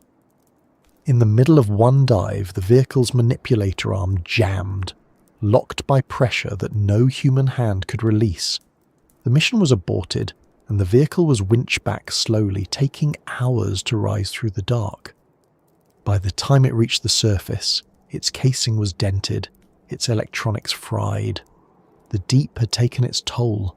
The images survived, but the machine did not. It is easy to forget that exploration is often built on loss. For every successful descent, there are failures that never make the news. Cables snap, batteries fail, weather changes suddenly. Ships drift off station, forcing retrieval before missions are complete. Even the best-planned expeditions rely on luck as much as skill. The Emden Deep, remote and temperamental, magnifies every risk. Storms in the Philippine Sea can appear with little warning. Typhoons form in the same waters, sometimes days after a launch. The crews who venture there plan for weeks, study weather models, and still find themselves waiting, watching the sky for a break in the clouds. The ocean decides when the descent begins, not the clock. In recent years, a few private expeditions have joined the effort. The growth of commercial deep diving programs, led by individuals rather than governments, has opened new opportunities for exploration. The Emden Deep, being both deep and less publicised than the Mariana, became an appealing target for those seeking new records. In 2021, a team led by Victor Vescovo and Filipino scientist Dio Florence Onda conducted the first manned descent into the Emden Deep, using the submersible DSV limiting factor. They reached the bottom after more than 4 hours of descent. From inside the pressure sphere, they observed a flat plain of fine silt, small rocks, and occasional fragments of organic debris. The experience was described not as thrilling, but as sobering. In a place that few believed could be reached, 2 humans floated for several hours, their lights carving small circles in an endless darkness. The images from that descent were clear but stark. The bottom looked almost featureless, broken only by faint ridges and depressions. Occasionally a small amphipod darted across the camera's view. There was movement, but no noise, no drama. When the explorers spoke later about what they saw, they used words like still, overwhelming, and humbling. It was not a world that rewarded curiosity with spectacle. It rewarded it with perspective. The ocean had given them a view of its emptiest place, and even there, they found traces of life. Perhaps that is why the Emden Deep holds a certain pull for those who study it. It is not famous, not glamorous. It is difficult to reach, and even more difficult to describe. Yet it stands as proof that exploration is not about excitement, but endurance. Each visit adds a fragment of knowledge, a few minutes of footage, a few grams of sediment. These small accumulations form the story of our relationship with the deep. They show how far human persistence can reach when driven by curiosity alone. When researchers analyse samples from the Emden Deep, they find more than biology. They find traces of our own history embedded in the mud. Tiny particles of soot from industrial activity. microscopic fibres from clothing, even isotopes from nuclear tests conducted decades ago. These remnants have drifted downward for years, carried by currents and gravity, eventually settling in the lowest places on Earth. The trench floor becomes an archive not only of natural processes but of human presence. Every layer of sediment tells a story: the rise of industry, the spread of plastics, the fallout of atomic age ambition. The deep remembers even when we forget. Explorers often speak of ghosts when they describe their time underwater.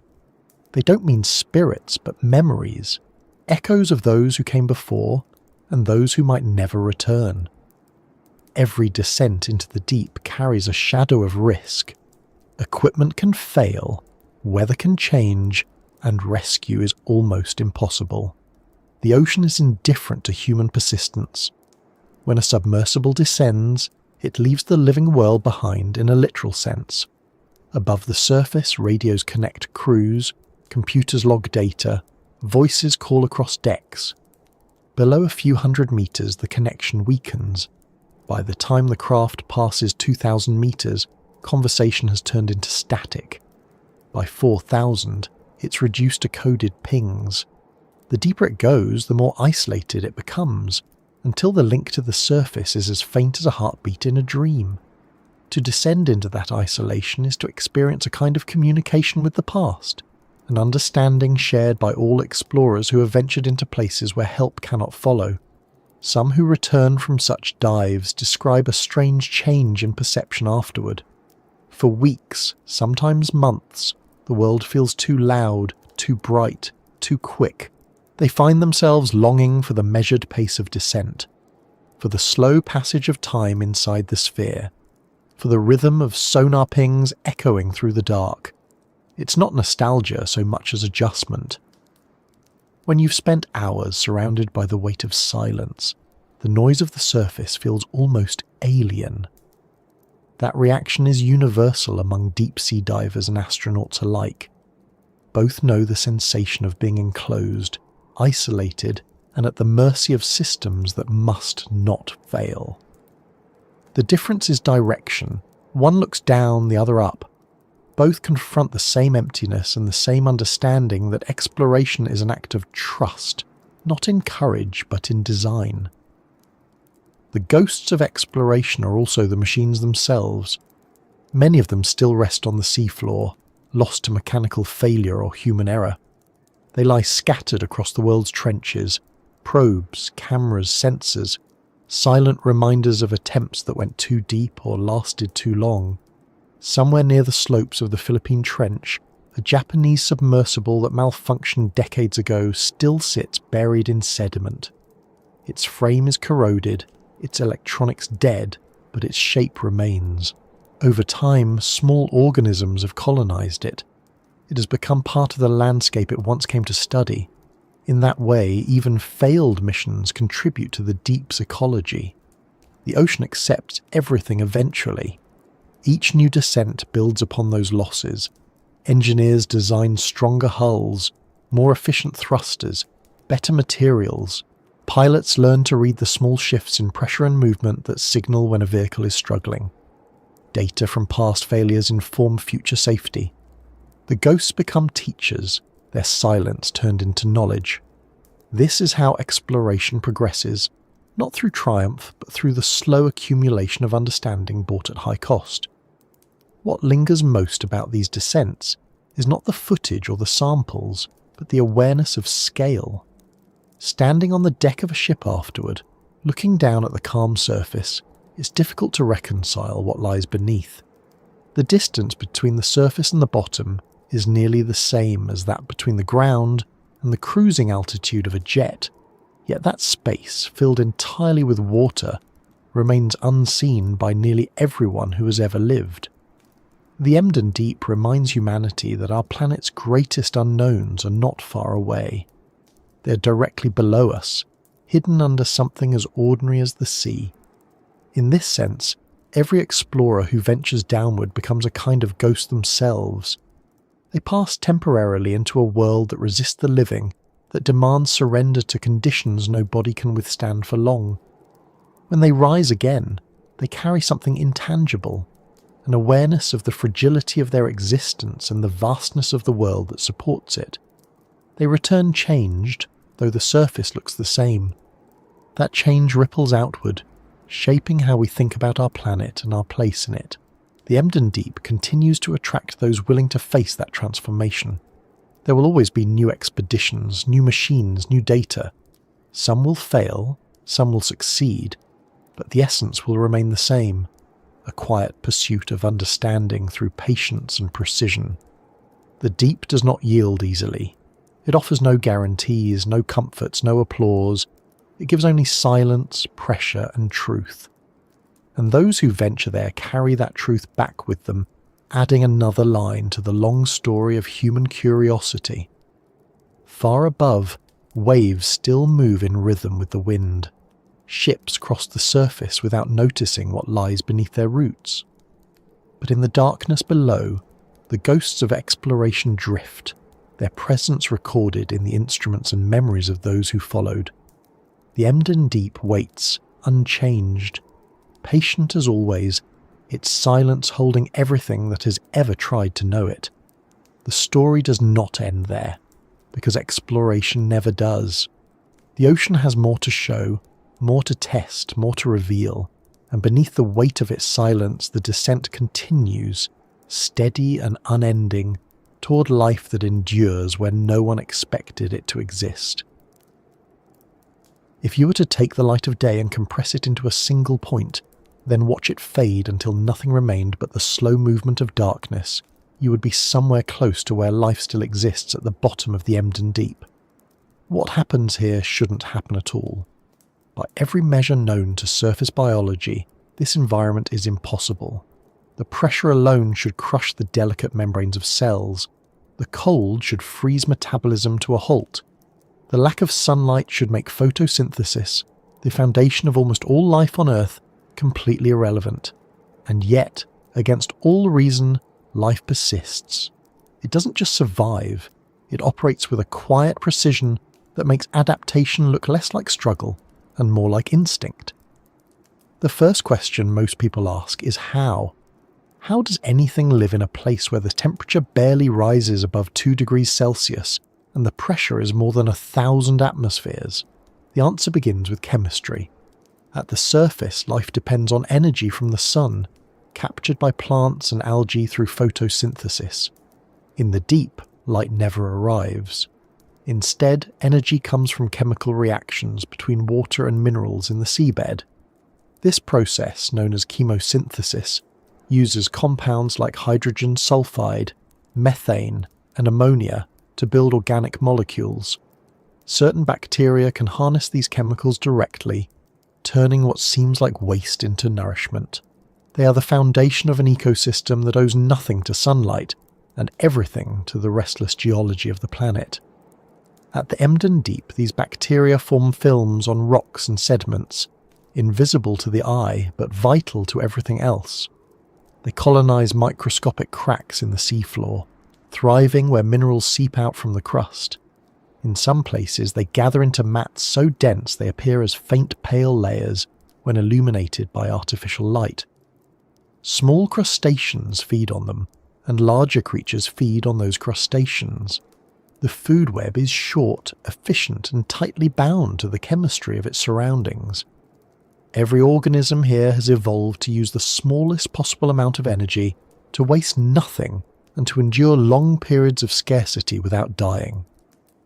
Among the most remarkable inhabitants of the deep are amphipods, small shrimp-like creatures that seem to exist everywhere. Pressure is high, and light is absent.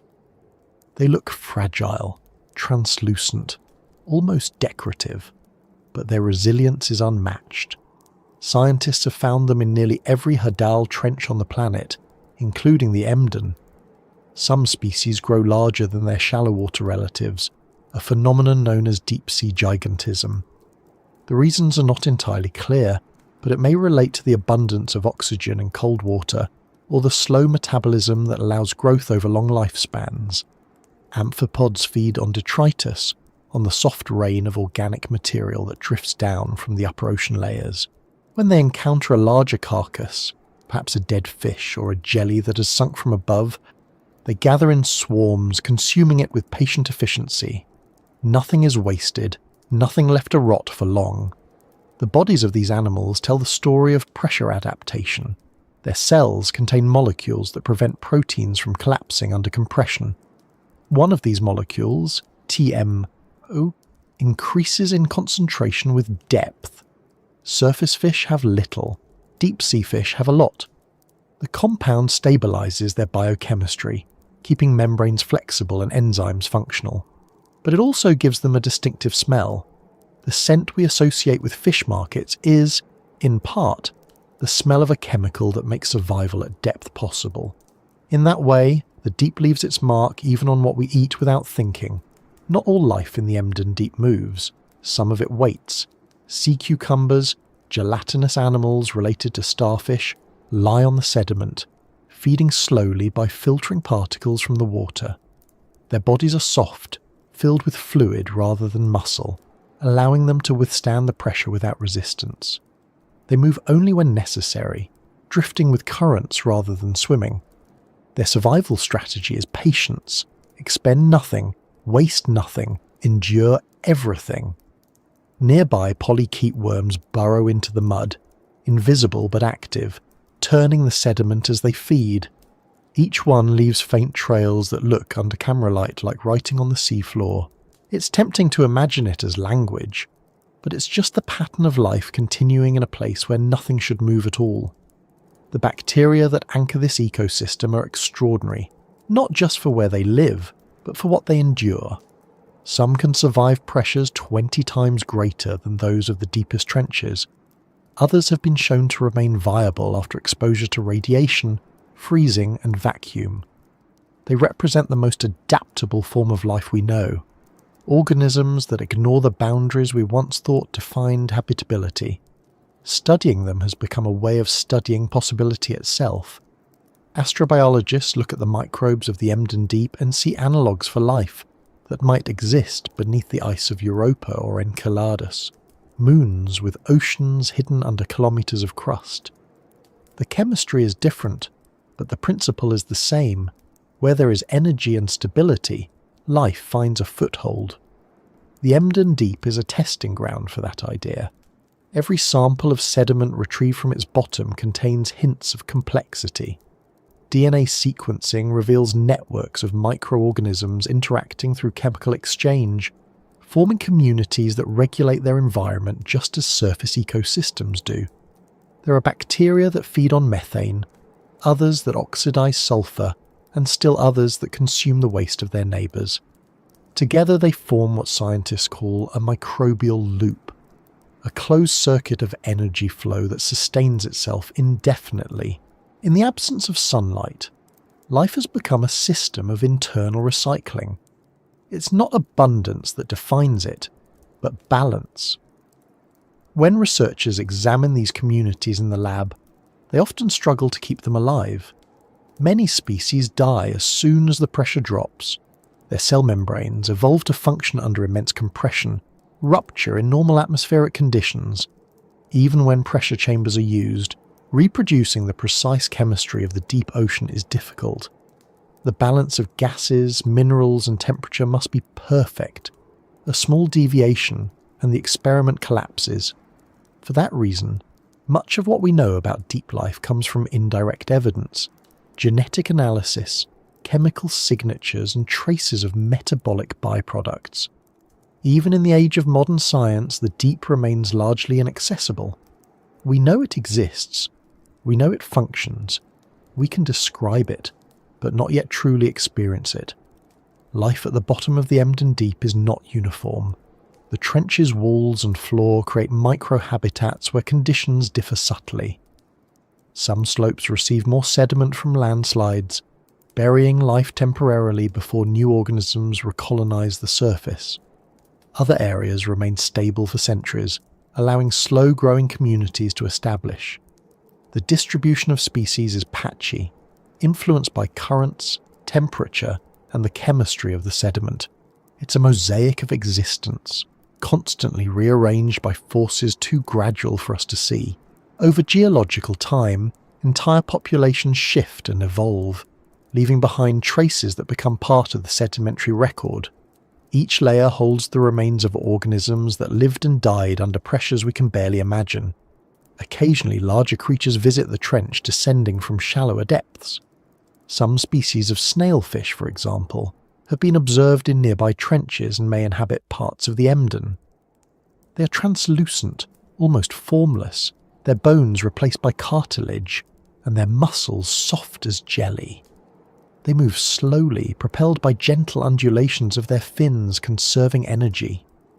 Their skin is thin, their organs adapted to function without air-filled spaces that would collapse under pressure. Watching them on camera, it's difficult to tell where the fish ends and the water begins. They seem to dissolve into their surroundings, a perfect example of adaptation not as resistance, but as acceptance. These organisms don't compete in the way life does on the surface. The scarcity of resources makes aggression inefficient. Instead, coexistence dominates.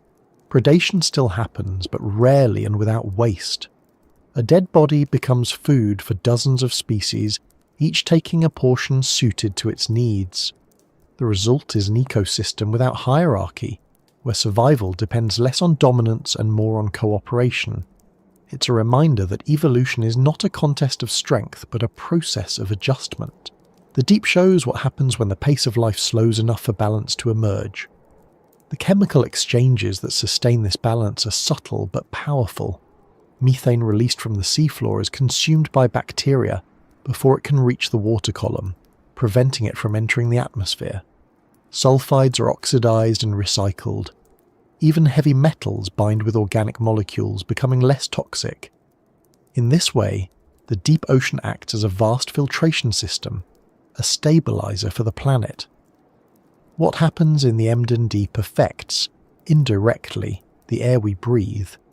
Yet this process is invisible, continuous, and largely unacknowledged. The stability of the world depends on ecosystems that most of humanity will never see. When we talk about life at the edge of existence, it's easy to imagine extremity as exception, but here it's the rule.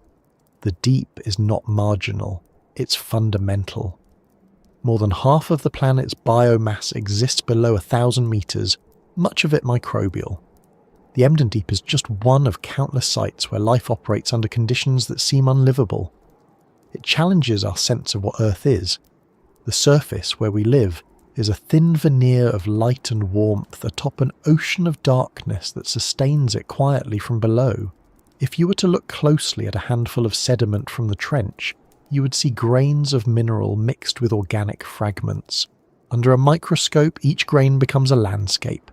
Tiny structures coated with bacterial films, filaments extending from cell to cell. In the slow rhythm of the deep, these cells divide, consume and die over timescales that make human lifespans irrelevant. Some colonies might persist for centuries, maintaining equilibrium in a few cubic centimeters of mud. This is life stripped of spectacle, existing purely for continuity. It's easy to overlook, but without it, the planet would lose its balance. The Emden Deep also holds secrets about the origin of life itself. The same conditions that make it hostile to us, pressure, heat, mineral interaction, may have been the catalyst for the first living systems billions of years ago. Laboratory simulations of hydrothermal vents and subduction zones have shown that under these pressures, simple molecules can combine into more complex forms, amino acids, lipids, even nucleotides. The trench may be one of the few remaining environments on Earth that still mirrors those early conditions. In that sense, studying its life is like looking backward through time, into the chemistry that once gave rise to biology. There's something humbling about the idea that the oldest forms of life still exist at the planet's deepest points. They've watched continents drift, climates shift, and species rise and fall, all while remaining unchanged. The same processes that sustain them now sustain their ancestors long before the first trees or animals appeared. In their simplicity, they carry the memory of the planet's earliest days.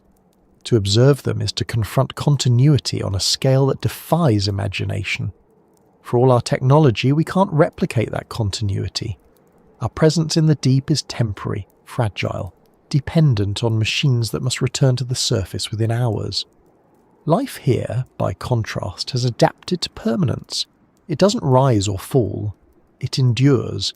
The amphipod crawling over the sediment today may be part of a lineage millions of years old. Its genetic code refined not by speed, but by stillness. It embodies a truth that's easy to forget at the surface. Existence doesn't always need motion to persist. When lights from a submersible sweep across the seafloor, the creatures that live there don't react with panic. Some drift aside slowly, others ignore it entirely. To them, this intrusion is brief, insignificant. They have no reason to fear what passes overhead.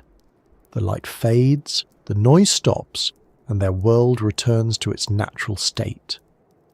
In the silence that follows, the sediment settles again, and the cycle continues. For the deep, every visit is just another moment in an unbroken continuity stretching back to the beginning of life on Earth. The Emden Deep's ecosystem, fragile though it appears, is also resilient. It can absorb disturbances, adapt to change, and recover over time. But that resilience has limits. The introduction of pollutants, even microscopic ones, alters the chemistry that life depends on. Plastic fibres, heavy metals, and industrial residues have already been found in trench sediments worldwide. They travel thousands of kilometres from land, descending slowly until they reach the bottom.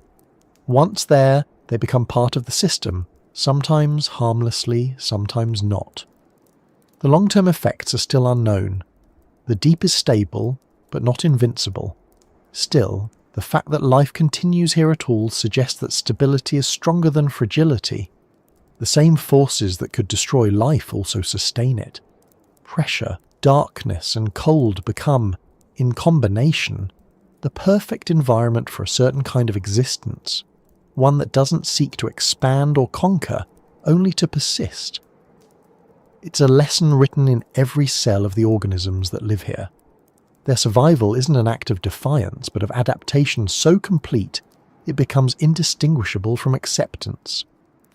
When scientists speak about the Emden Deep, they often sound reverent. Not because it's dramatic or beautiful in the usual sense, but because it represents the edge of what life can be. It shows how thin the boundary is between possible and impossible. In a world defined by human ambition, where we measure success by expansion and speed, the deep reminds us that endurance can be just as powerful. The creatures that live here don't grow quickly or brightly, but they persist across ages, quietly maintaining the balance that allows everything above them to exist. And so the story continues, not in bursts of discovery, but in the slow accumulation of understanding. Each dive reveals a little more about how life endures where nothing should live. Each sample adds another detail to the map of existence at the edge. And while the rest of the world moves with haste, this world remains patient, steady, and timeless, holding the memory of Earth's beginnings within the quiet pressure of its depths. Every grain of sediment at the bottom of the Emden Deep carries a story older than memory. It drifts slowly through kilometres of water, gathering fragments from the surface world, dust from continents, ash from volcanoes, traces of microscopic life, and settles into a thin layer that might take centuries to form.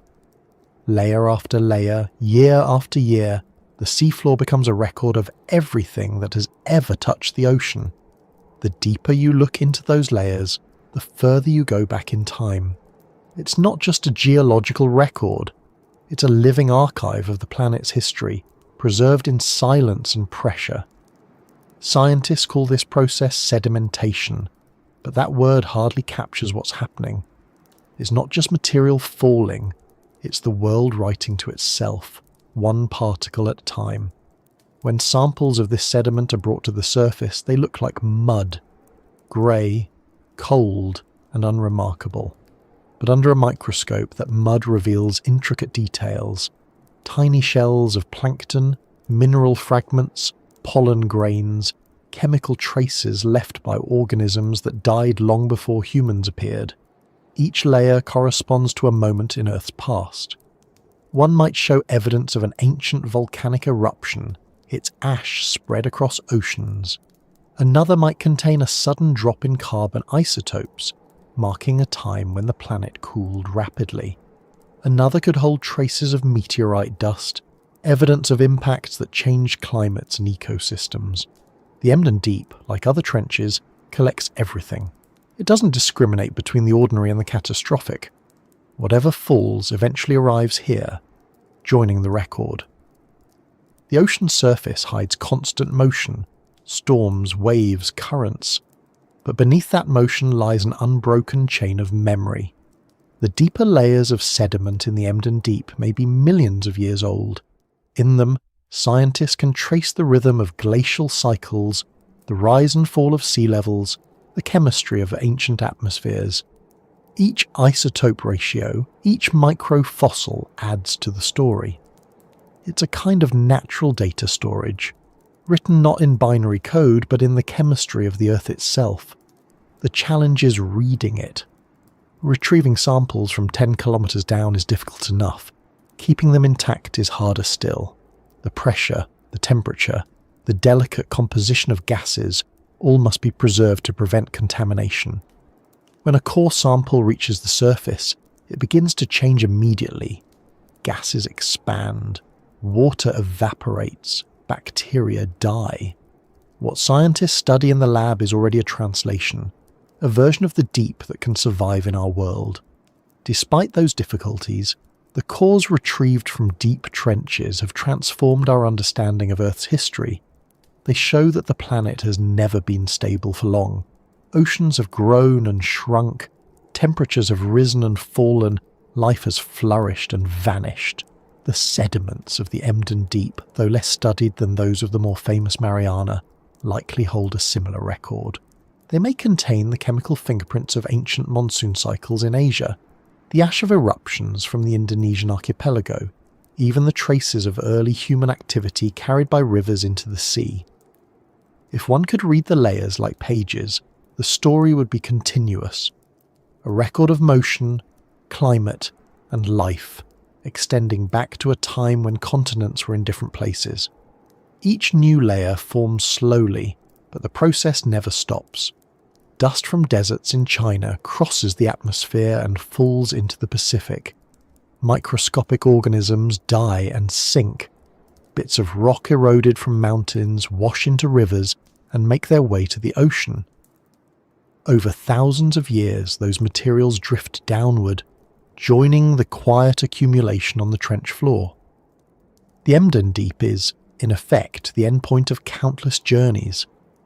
Everything that begins on land eventually passes through the sea, and everything that enters the sea eventually finds its way to the bottom. It's a form of gravity that isn't just physical, it's temporal. Time itself seems to flow downward here, settling into layers that grow thicker as the centuries pass. Within those layers, there are clues not just to the past, but to the continuity of the planet's systems. Scientists can measure how much carbon is locked in the sediments and use that information to understand how the ocean regulates the climate. They can trace the movement of nutrients, the exchange of gases between water and atmosphere, the rise and fall of productivity in surface ecosystems. In that sense, the deep ocean is not just a passive archive, it's an active participant in maintaining balance. Every molecule of carbon buried in the sediment is one less in the air above. Without that process, the planet would have overheated long ago. The ocean keeps its own equilibrium, recording every fluctuation and correcting it in slow motion. Occasionally the record is disturbed. An earthquake or landslide can send avalanches of sediment cascading into the trench, mixing layers that were once separate. When that happens, time blurs. Old materials are lifted, new ones buried, and the sequence of events becomes harder to decipher. To a scientist reading a core sample, such disturbances appear as abrupt changes, sharp lines, broken patterns, layers of coarse debris among fine mud. Each one marks a moment of upheaval, a reminder that even the ocean's deepest places are not immune to change. The Emden Deep sits in a tectonically active region. Its walls are shaped by subduction, its floor by compression.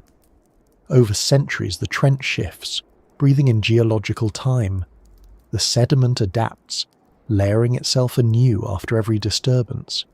The archive repairs itself, continuing the slow accumulation as if nothing happened. There's a paradox in studying something so slow and so permanent. The work itself is rushed by comparison. Expeditions have limited time. Ships are expensive to operate. Scientists lower their instruments, collect samples, record data, and move on, knowing they've only captured a fragment of a vast whole. Yet each fragment contributes to a larger picture. When the data from many trenches are combined, patterns emerge, planetary rhythms visible only across eons, ice ages, volcanic winters, warming periods, extinctions, all become part of a connected timeline. The deep ocean, in this way, becomes the memory of the Earth's metabolism. The Emden Deep's location makes its archive unique. It sits beneath waters that receive input from both the Pacific and the surrounding seas of Southeast Asia. The sediments here carry signals from monsoon systems, tropical rivers, and equatorial currents. They hold records of El Niño cycles, typhoons, and dust transport from the Asian continent. In a single core, you can trace connections between distant regions: volcanic ash from the Pacific Ring of Fire, organic matter from coastal ecosystems, mineral dust from deserts thousands of kilometers away. The trench gathers not only physical debris but the fingerprints of atmospheric and oceanic processes that link the planet together. There's another layer to this story, one that connects geology to biology. When organic matter sinks to the seafloor, it doesn't just settle and remain. Microbes living in the sediment continue to break it down, consuming the carbon and releasing gases like methane and carbon dioxide. Some of these gases are trapped in ice-like crystals called hydrates, stable only under high pressure and low temperature. These hydrates form reservoirs of energy, vast and largely untouched, though their stability depends on the same conditions that make the deep ocean what it is. A warming world could destabilize them, releasing stored methane back into the atmosphere. The sediments of the Emden Deep, in that sense, are not just a record but a potential key to understanding the future. What has been buried can always return. To those who study them, sediment cores are like time machines. A sample only a few meters long might represent tens of thousands of years. Deeper cores reach millions. By examining variations in grain size, color, and chemical composition, scientists can reconstruct entire eras. The work requires patience and precision. A single mislabeled layer can throw off interpretations by centuries. Yet despite the difficulty, the process continues, expedition after expedition, each one retrieving a few more pieces of the planet's past. Together they form a narrative of resilience and change, a narrative that no human witness could ever have seen firsthand, but that the Earth remembers perfectly. What makes the Emden Deep particularly fascinating is its remoteness from direct human influence. Unlike coastal areas or continental shelves, it receives little disturbance from modern activity except what drifts down through the water column. Its sediments, therefore, are cleaner records of natural variation. They show how the planet behaved before industry, before cities, before noise. In those layers, scientists can see what Earth was like when it was still governed solely by its own cycles. That baseline is essential for understanding how much we've altered the system since. By comparing old layers with new ones, researchers can measure the impact of human civilization on ocean chemistry. Traces of plastics and pollutants now appear where none existed before. Even isotopes from nuclear testing can be found in the upper centimeters of sediment, marking a new geological epoch, the Anthropocene, recorded forever in mud. To imagine the deep as an archive is to rethink the meaning of time. In the human world, time is linear, marked by events and progress. In the deep, it's cumulative, Nothing is lost, everything becomes part of something else. The past doesn't vanish, it compacts, solidifies, and endures under layers of newer material. That accumulation creates stability. It's what allows the ocean to buffer the planet's climate, absorb carbon, and sustain life. The archive is not static. It's dynamic equilibrium, change written as continuity.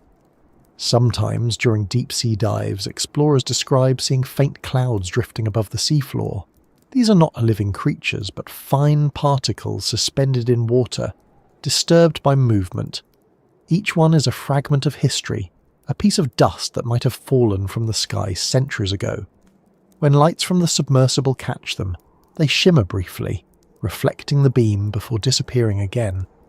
In that moment, the divide between past and present seems to dissolve. The same particles that record history are still in motion, still part of a living system. The archive breathes, however slowly.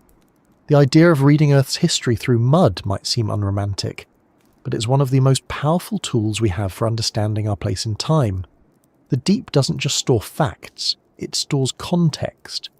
It shows that every change we make at the surface will, sooner or later, become part of the planet's record. The plastic fibres, the industrial ash, the chemicals, they all descend eventually. In 1,000 years, there'll be just another layer in the archive, a thin stripe in a column of sediment marking the brief period when one species reshaped the world. The deep doesn't judge, it just records. When the submersible lights switch off, the archive returns to darkness. Sediment continues to fall. Microbes continue their quiet work. Pressure keeps everything in place. The process is so slow that it feels eternal, but it isn't. Nothing is. Over millions of years, even these trenches will change. The plates will shift, the ocean floor will move, and today's deepest points will someday rise again as mountains. What was once archive will become landscape. The record will continue in a new form, because that's how Earth functions. Nothing stays buried forever. If you were to reach down and touch the seafloor of the Emden Deep, which no human hand ever will, you would be touching time itself. Each particle beneath your fingers would represent a moment, some from yesterday, some from 100,000 years ago. And beneath those, older still, layers that remember a world without humans, without mammals, without even land plants. The weight of that continuity would be impossible to feel in any physical sense, but it would be there all the same. The ocean's archive is the closest thing Earth has to memory without consciousness. It remembers because it cannot forget. The Emden Deep is not just a geographical point. It's a library without shelves, without light, written in chemistry and motion. Every descent into it is a visit to the past, every core a translation of silence into understanding. And above it all, the ocean moves, oblivious to being studied, continuing the slow work of recording the planet's life one grain at a time. The deeper humans try to go, the more the ocean turns into an equation. Every metre of descent demands an answer to pressure, to temperature, to endurance. Nothing in this environment forgives error. To reach the Emden Deep requires not only courage but precision measured in millimetres. The technology that makes such journeys possible is a balance between simplicity and strength, a constant negotiation between what can survive and what can function. In many ways, the machines that explore the deep are less like vehicles and more like instruments. Tools built to translate an environment too extreme for the human body into information that can be understood at the surface. The earliest attempts to reach great depths were experiments in defiance. Before anyone knew exactly how much pressure the ocean could generate, people built spheres of steel and glass and lowered them on cables, trusting in mathematics and hope. The bathysphere dives of the 1930s proved that human descent was possible, but also that it was terrifyingly fragile. A crack, a leak, even a small defect could mean immediate collapse. Those early explorers, William Beebe and Otis Barton, descended less than a kilometre off Bermuda and described what they saw through tiny windows, jellyfish glowing in the dark, shapes moving in patterns never seen before. It was the first time anyone had truly looked into the abyss. Everything since has been an extension of that idea, made safer by engineering and science, but driven by the same curiosity. Over the decades, technology evolved from spherical cages to autonomous submersibles. The basic challenge remained unchanged. Build something that can resist a pressure greater than any mountain could bear. The deeper the dive, the thicker the walls must be, and the smaller the space inside becomes. Engineers learned that strength alone wasn't enough. Materials had to be resilient, capable of deforming slightly without breaking. Titanium replaced steel. Syntactic foam, plastic infused with glass microspheres, became the standard for buoyancy. Electronics were sealed in oil to equalize pressure. Every component had to work flawlessly because a single failure could compromise the entire mission. When designing a craft to reach a place like the Emden Deep, engineers start by calculating pressure, more than 1,000 atmospheres. That number defines everything: the thickness of the hull, the shape of the sphere, the type of window glass, even the way cables are connected. Spheres are chosen because they distribute stress evenly, minimizing weak points. Flat surfaces like those on airplanes or ships would collapse instantly. Inside the sphere, space is limited. There's room for 2 people at most, seated close together, surrounded by controls, sensors, and life support systems. It's not a cockpit in the familiar sense. It's a capsule of safety surrounded by crushing danger. The descent takes hours, and the silence grows heavier with depth. The only sound is the slow hum of pumps and the occasional creak of metal adjusting under pressure. The submersible DSV limiting factor, which successfully reached the Emden Deep, represents the culmination of nearly a century of engineering progress. Its pressure hull is a sphere of forged titanium over 90 millimeters thick. It was designed to reach any depth on Earth repeatedly, not as a one-time experiment, but as a reusable research tool. The engineers who built it had to solve problems that sound simple, but aren't. How do you transmit data through 10 kilometers of water? How do you manage buoyancy when every material compresses differently under pressure? How do you ensure that systems meant to keep humans alive won't fail silently in an environment where no help can come? The answers required years of testing, failure, and refinement. Communication between the submersible and the surface is limited by the physics of water.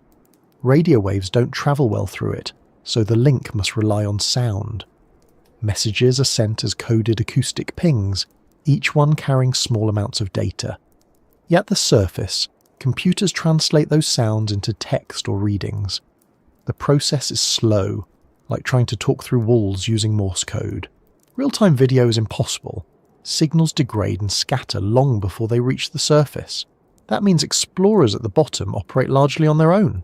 They record everything, but what they see won't reach the ship until they return. Each dive becomes a kind of delayed conversation with the world above.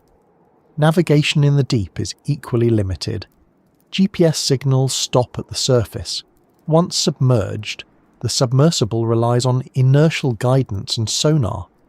Acoustic beacons dropped from the ship create a virtual map, but even that is imprecise. A few meters of error can mean missing a target entirely. Pilots learn to move slowly, using the sonar's grainy images as their guide. The darkness makes orientation difficult. Up and down become relative. When the lights are off, there is no horizon, no reference at all. Every maneuver must be deliberate, every movement calculated. One wrong adjustment could stir up a cloud of sediment that blinds the cameras for hours. The instruments aboard these machines are as remarkable as their structure. Cameras capable of withstanding pressure, record in high definition. Robotic arms collect samples with delicacy that seems impossible for mechanical devices. Sensors measure temperature, salinity, and chemical composition of the water. Each component is encased in protective housing, pressure tested to survive conditions far beyond the human limit. Even so, every dive carries risk. Seals degrade, electronics short-circuit, batteries lose efficiency in the cold. The ocean's pressure finds weaknesses humans can't see. Every success is a temporary victory against an environment designed to resist intrusion. Supporting these descents are surface ships that act as control centres. They deploy the submersible, monitor its status and coordinate recovery. The process begins long before the dive itself. Engineers check every system repeatedly. Pilots rehearse procedures, from ballast control to emergency ascent. The craft is lowered into the water by crane, and once it detaches from its support cables, it begins its slow fall. Descent speed is typically around 1.5 meters per second, fast enough to progress but slow enough to monitor systems. It takes roughly 4 hours to reach the floor of the Emden Deep. During that time, the crew watches readings change gradually. Light fades to zero, pressure climbs steadily, and temperature drops to near freezing. Inside the capsule, the atmosphere is controlled but minimal. Oxygen is supplied from tanks, carbon dioxide is scrubbed by chemical filters, humidity is regulated by desiccant packs. There's no space for comfort.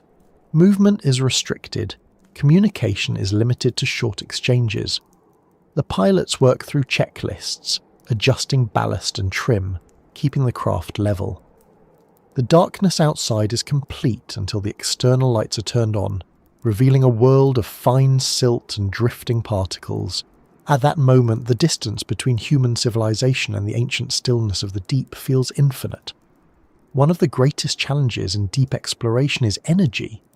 Batteries must be powerful enough to run lights, motors, and instruments for hours, yet compact and reliable under pressure. Modern submersibles use lithium-ion systems similar to those in electric cars but modified for stability. Power management becomes a form of life support. Conserve too little, and instruments fail. Conserve too much, and navigation becomes impossible. Engineers design redundancies into every circuit, knowing that a single short can mean loss of control. The margin for error is non-existent. The ocean does not forgive oversight. When unmanned vehicles are used, the technology shifts focus from survival to endurance. Remotely operated vehicles, or ROVs, are connected to the surface by cables that carry power and data. Autonomous vehicles, or AUVs, operate freely, following programmed routes and returning with data later. Each has advantages. ROVs provide real-time control but are limited by tether length and risk of entanglement. AUVs can travel farther and map larger areas but must navigate without communication.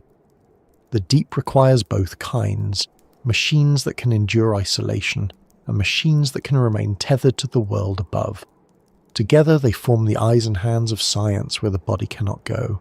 Mapping the Emden Deep with these technologies is like trying to photograph a mountain range at night using a flashlight. The area is vast and visibility limited.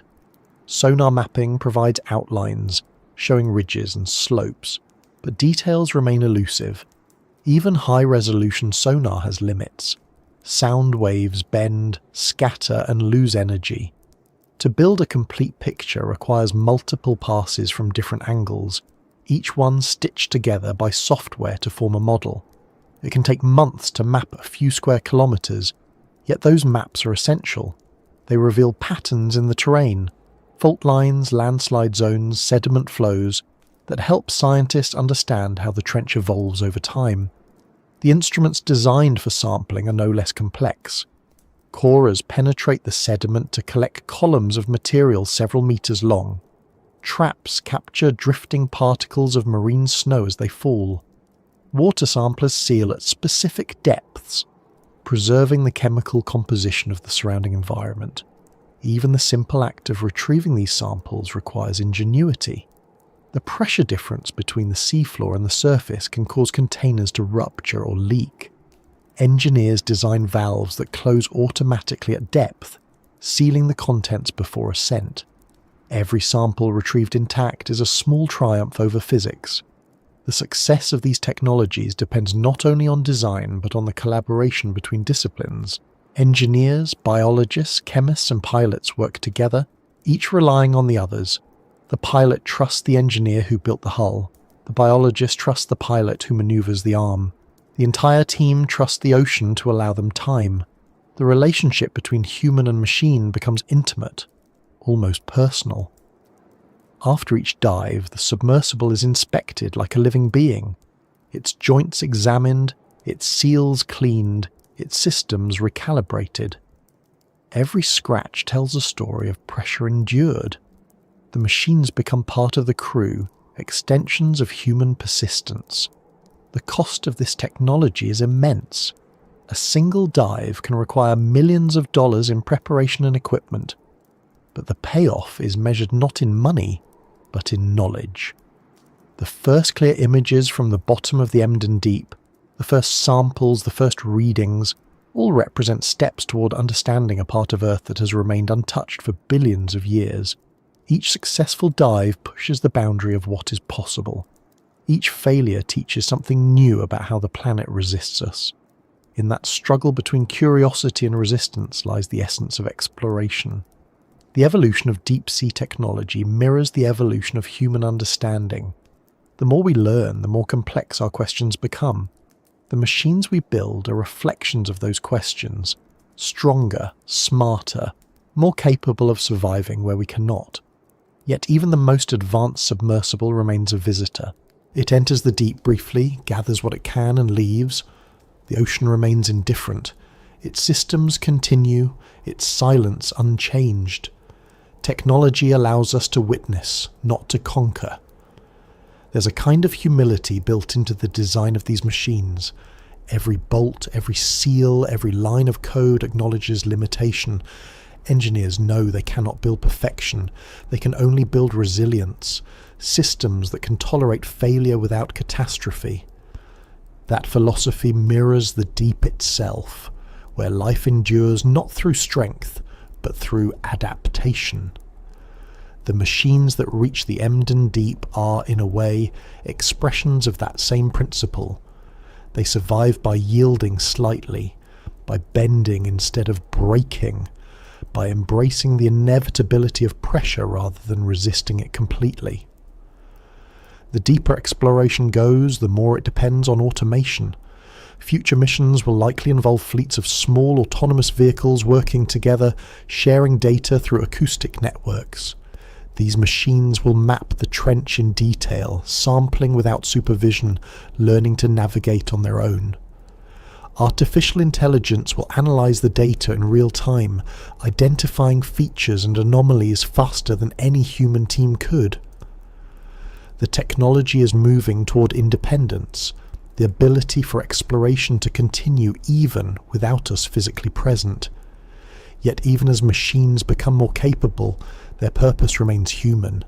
They exist to satisfy curiosity, to translate the silent depths into knowledge we can understand. When a submersible ascends after hours at the bottom, the engineers on the surface wait, scanning the horizon for the first sign of the capsule breaking through the waves. The recovery process is delicate. The crane lowers cables, the craft is secured, and slowly it is lifted back aboard. The hull is inspected, the samples removed, the data downloaded. There's always a moment of quiet before anyone speaks. The relief is immediate but understated. The technology has done its job. The ocean has returned what it borrowed, and for a brief moment, humans have touched the unreachable. Later, in laboratories and offices far from the sea, the data is analysed, the footage reviewed, the samples studied. The images of silt, rocks, and small drifting creatures become part of a larger understanding.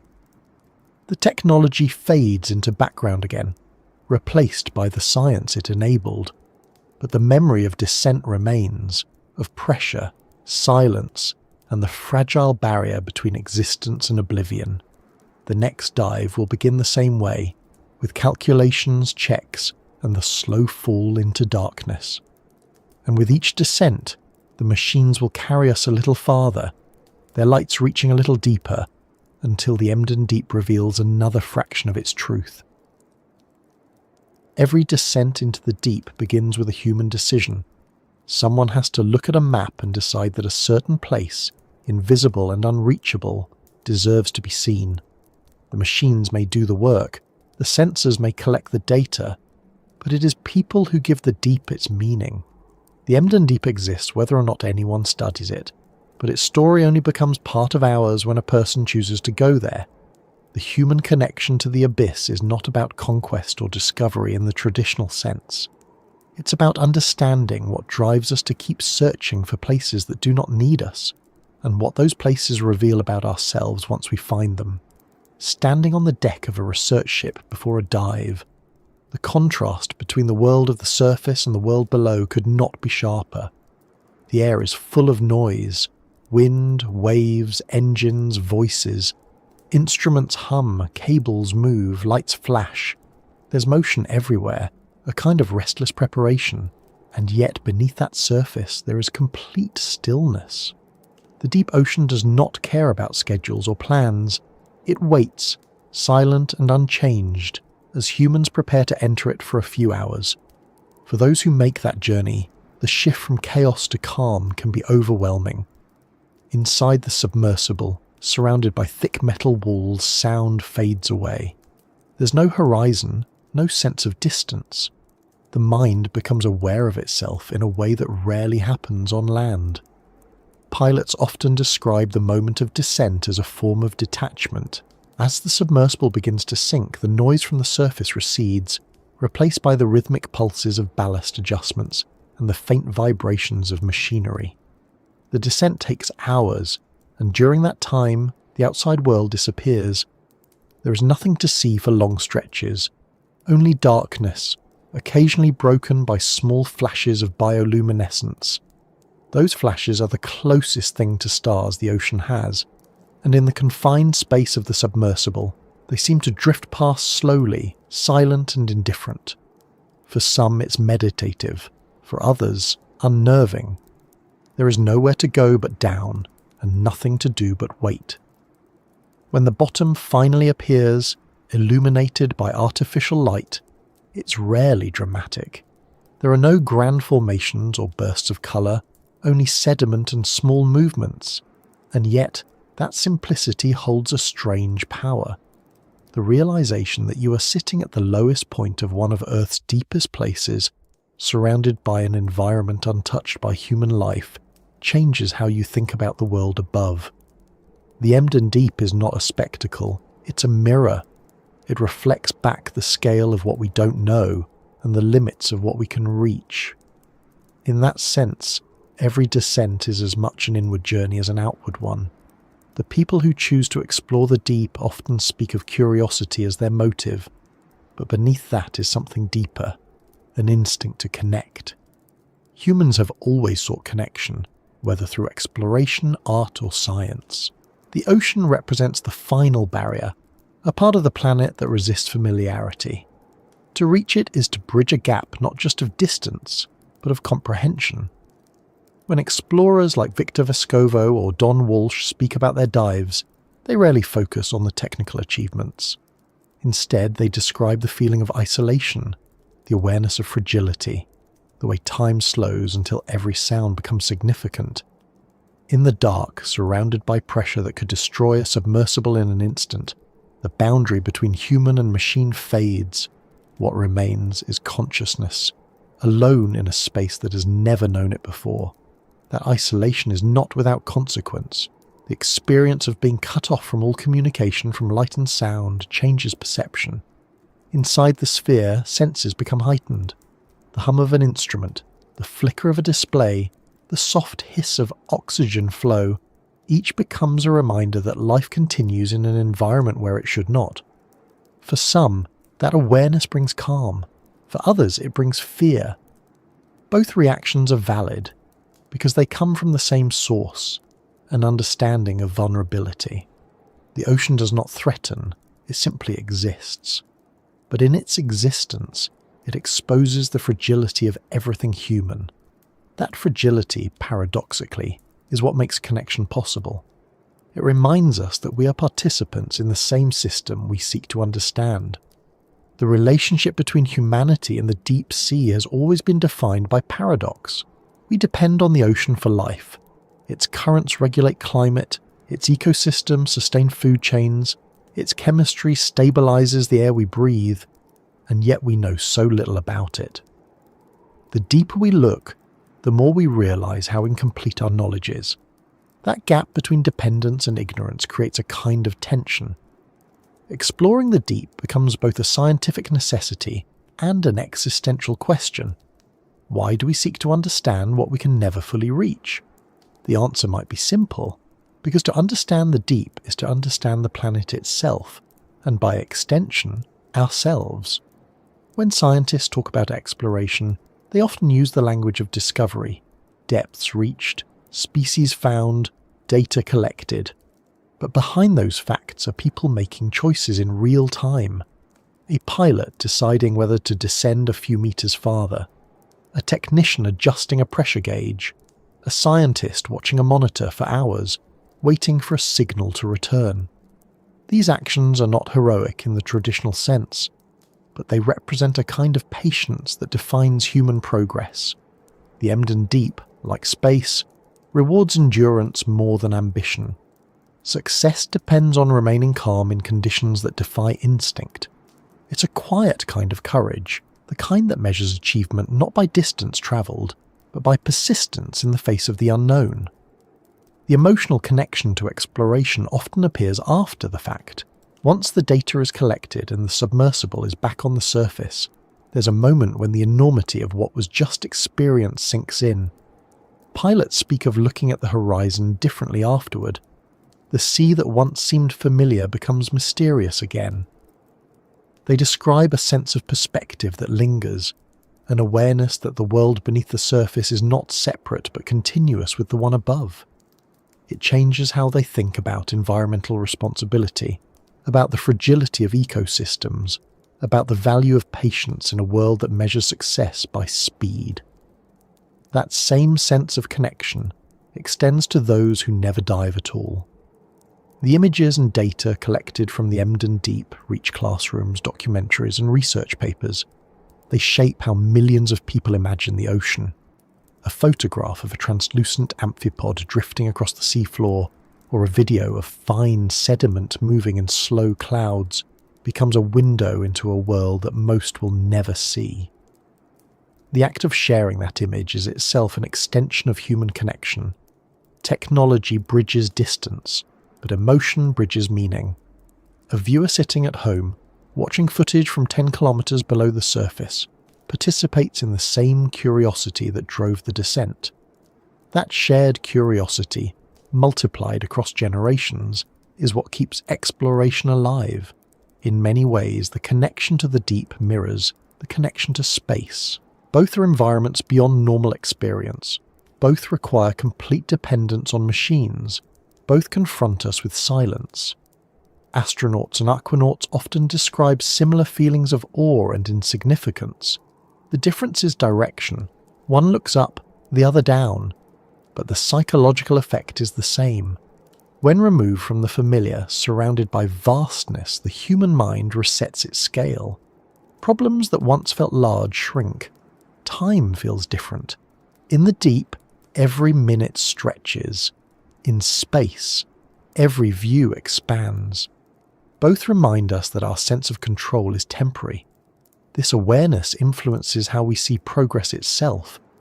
Technology may make descent possible, but it's empathy that makes it meaningful. The scientists who study the organisms of the Emden Deep do so not out of profit, but out of reverence for life in its most resilient form. They see in those microorganisms a reflection of endurance, of persistence without recognition. It's the same quality that defines exploration, continuing to seek understanding even when no one is watching. The connection between human curiosity and deep-sea life is not metaphorical, it's literal. Both exist in environments that demand adaptation and reward patience. For the people involved in these missions, the experience often leaves traces that go beyond science. Some describe feeling an emotional weight that takes time to process. The deep does not provide spectacle or comfort. It provides perspective, and perspective can be unsettling. After returning to the surface, the noise of ordinary life can feel excessive. Lights seem too bright, conversations too fast. It takes days or weeks to adjust.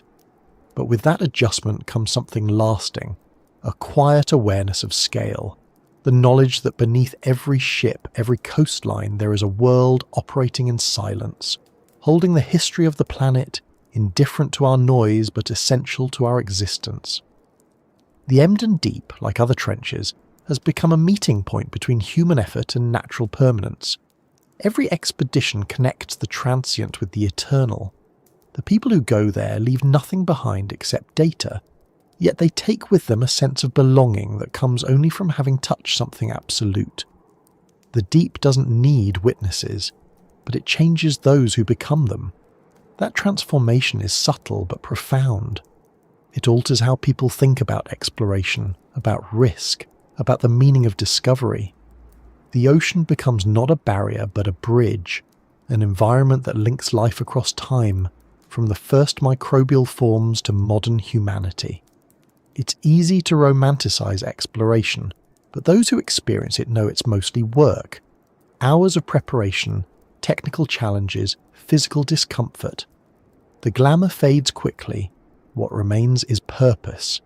And in that purpose, the connection deepens. Pilots speak of developing trust in their machines as if they were companions.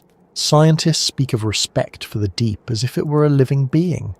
That anthropomorphism isn't sentimentality, it's recognition.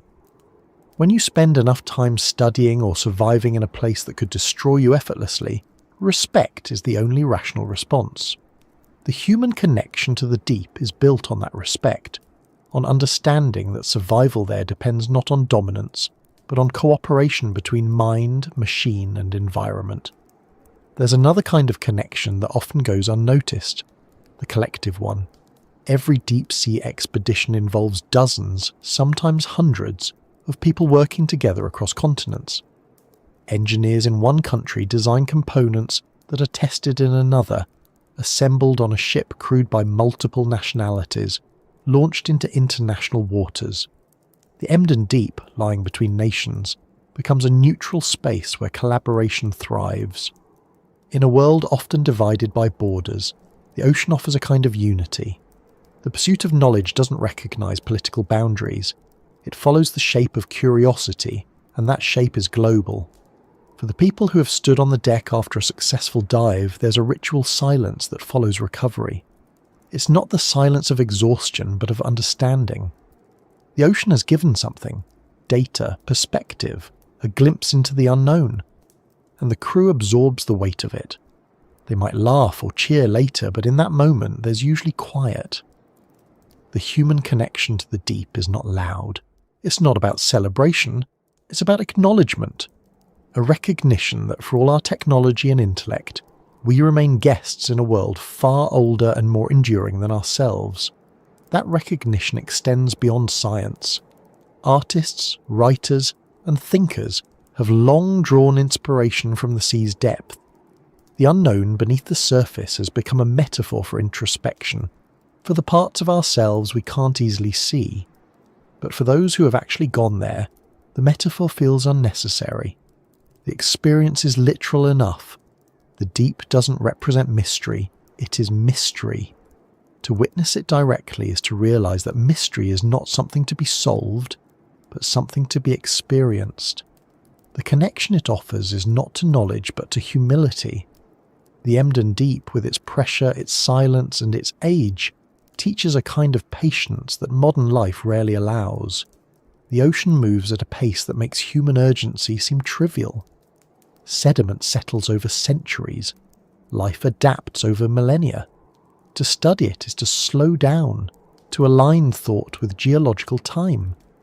That shift in perspective is perhaps the most profound human connection of all. The understanding that meaning doesn't always require speed or visibility. It can exist quietly, far beneath the surface, sustained by continuity rather than change. Every descent into the deep is a reminder that connection requires distance. To appreciate the planet, we sometimes have to leave its familiar parts behind. The people who descend into the Emden Deep are not escaping the world but returning to it in a different form. They go to the place where light ends where sound disappears, where the boundary between life and environment dissolves, and they come back carrying something invisible but essential: awareness. That awareness filters through research, through education, through art, until it becomes part of how we collectively see the world. The human connection to the deep is, in the end, a connection to ourselves, to the parts of our nature that seek stillness in the midst of noise and meaning in the face of silence. And so the descent continues, each journey adding to the long conversation between humanity and the ocean. The Emden Deep remains patient, indifferent yet accommodating, allowing us to visit and to learn. Every dive reaffirms the same truth: that connection does not require understanding, only presence. The lights fade, the engines stop, and in the quiet between movements, the bond between the surface and the deep holds steady, as constant as pressure and as enduring as time itself.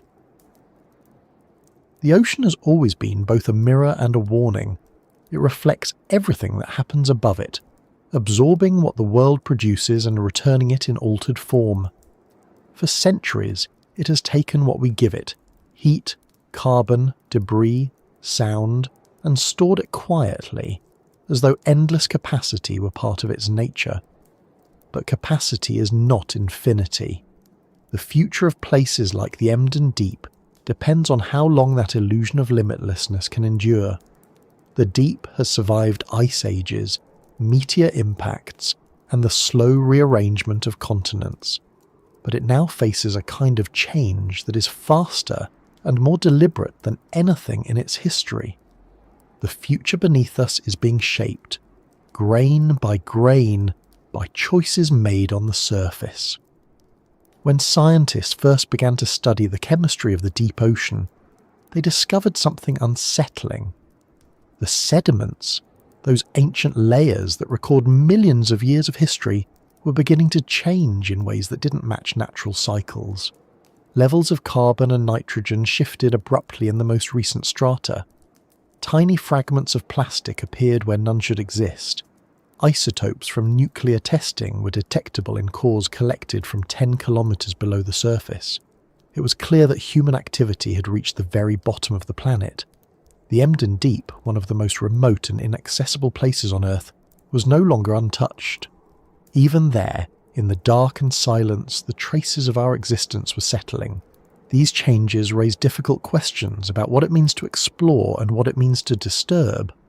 The same technologies that allow us to reach the deep also allow us to exploit it. Advances in robotics and materials science have made deep-sea mining a possibility, and for some, an inevitability. Vast fields of metallic nodules, rich in cobalt, nickel, and rare earth elements, lie scattered across abyssal plains around the world. The demand for those metals, driven by renewable energy and electronics, has turned the seafloor into an economic frontier. Companies and governments have begun to plan for extraction, arguing that it will be less destructive than mining on land. But the deep is not a wasteland. It is an ecosystem, fragile and interconnected, and once disturbed, it cannot be restored on any human timescale. The Philippine Trench, where the Emden Deep lies, contains geological formations that may attract such interest in the future. Mineral deposits, methane hydrates, and other potential resources exist in abundance at great depth. So far, exploration there has been scientific, not industrial, but the line between the two is thin. The same mapping technologies used to study biology and geology can also identify exploitable materials. The temptation to turn exploration into extraction is strong. The argument always begins with necessity, energy, progress, development, and ends with promises of minimal impact. Yet every disturbance, even small, changes the chemistry and structure of the deep. Sediment clouds stirred by machinery could take centuries to resettle. Noise from mining equipment could disrupt the communication of deep-sea organisms that rely on vibration to sense their environment. The future of the deep, if guided by convenience, could easily become a record of irreversible mistakes. For now, The Emden Deep remains largely beyond industrial reach, protected by its depth and difficulty. But protection by inaccessibility is temporary. Technology evolves faster than ecosystems. Machines that can survive the pressure of 10,000 meters already exist. The cost of deep exploration is decreasing. With each new generation of autonomous vehicles, the barrier between curiosity and exploitation grows thinner. The challenge facing science is to stay ahead of that curve, to understand the deep well enough to protect it before it becomes another frontier of extraction. Knowledge must come before ownership, and empathy before profit. There's also the broader question of climate. The deep ocean is not insulated from the atmosphere. It's connected to it through slow, continuous circulation. Water from the surface sinks at high latitudes, carrying dissolved gases that take centuries to reach the depths. What we emit now, carbon dioxide, heat, pollutants, will eventually descend, altering the chemistry of the Hadal zones. Already, measurements show changes in pH, a sign of acidification creeping downward. The consequences of that process are still uncertain, but the trend is clear. Even in the Emden Deep, where life is adapted to extremes, shifts in acidity and temperature could reshape the microbial balance that underpins the ecosystem. The smallest organisms may survive, but their composition will change, and with them, the chemistry of the seafloor itself. The deep archive of the planet is being rewritten even as it continues to record. Scientists who study these processes speak with both urgency and restraint. They know that the deep responds slowly. A change that takes decades to notice may take centuries to reverse. That delay can create complacency.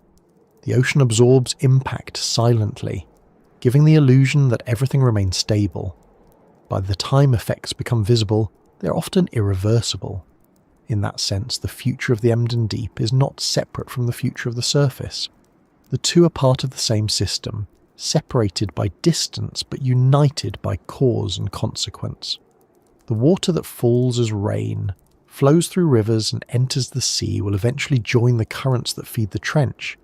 Every act of pollution, every release of carbon, every change in temperature will find its way downward.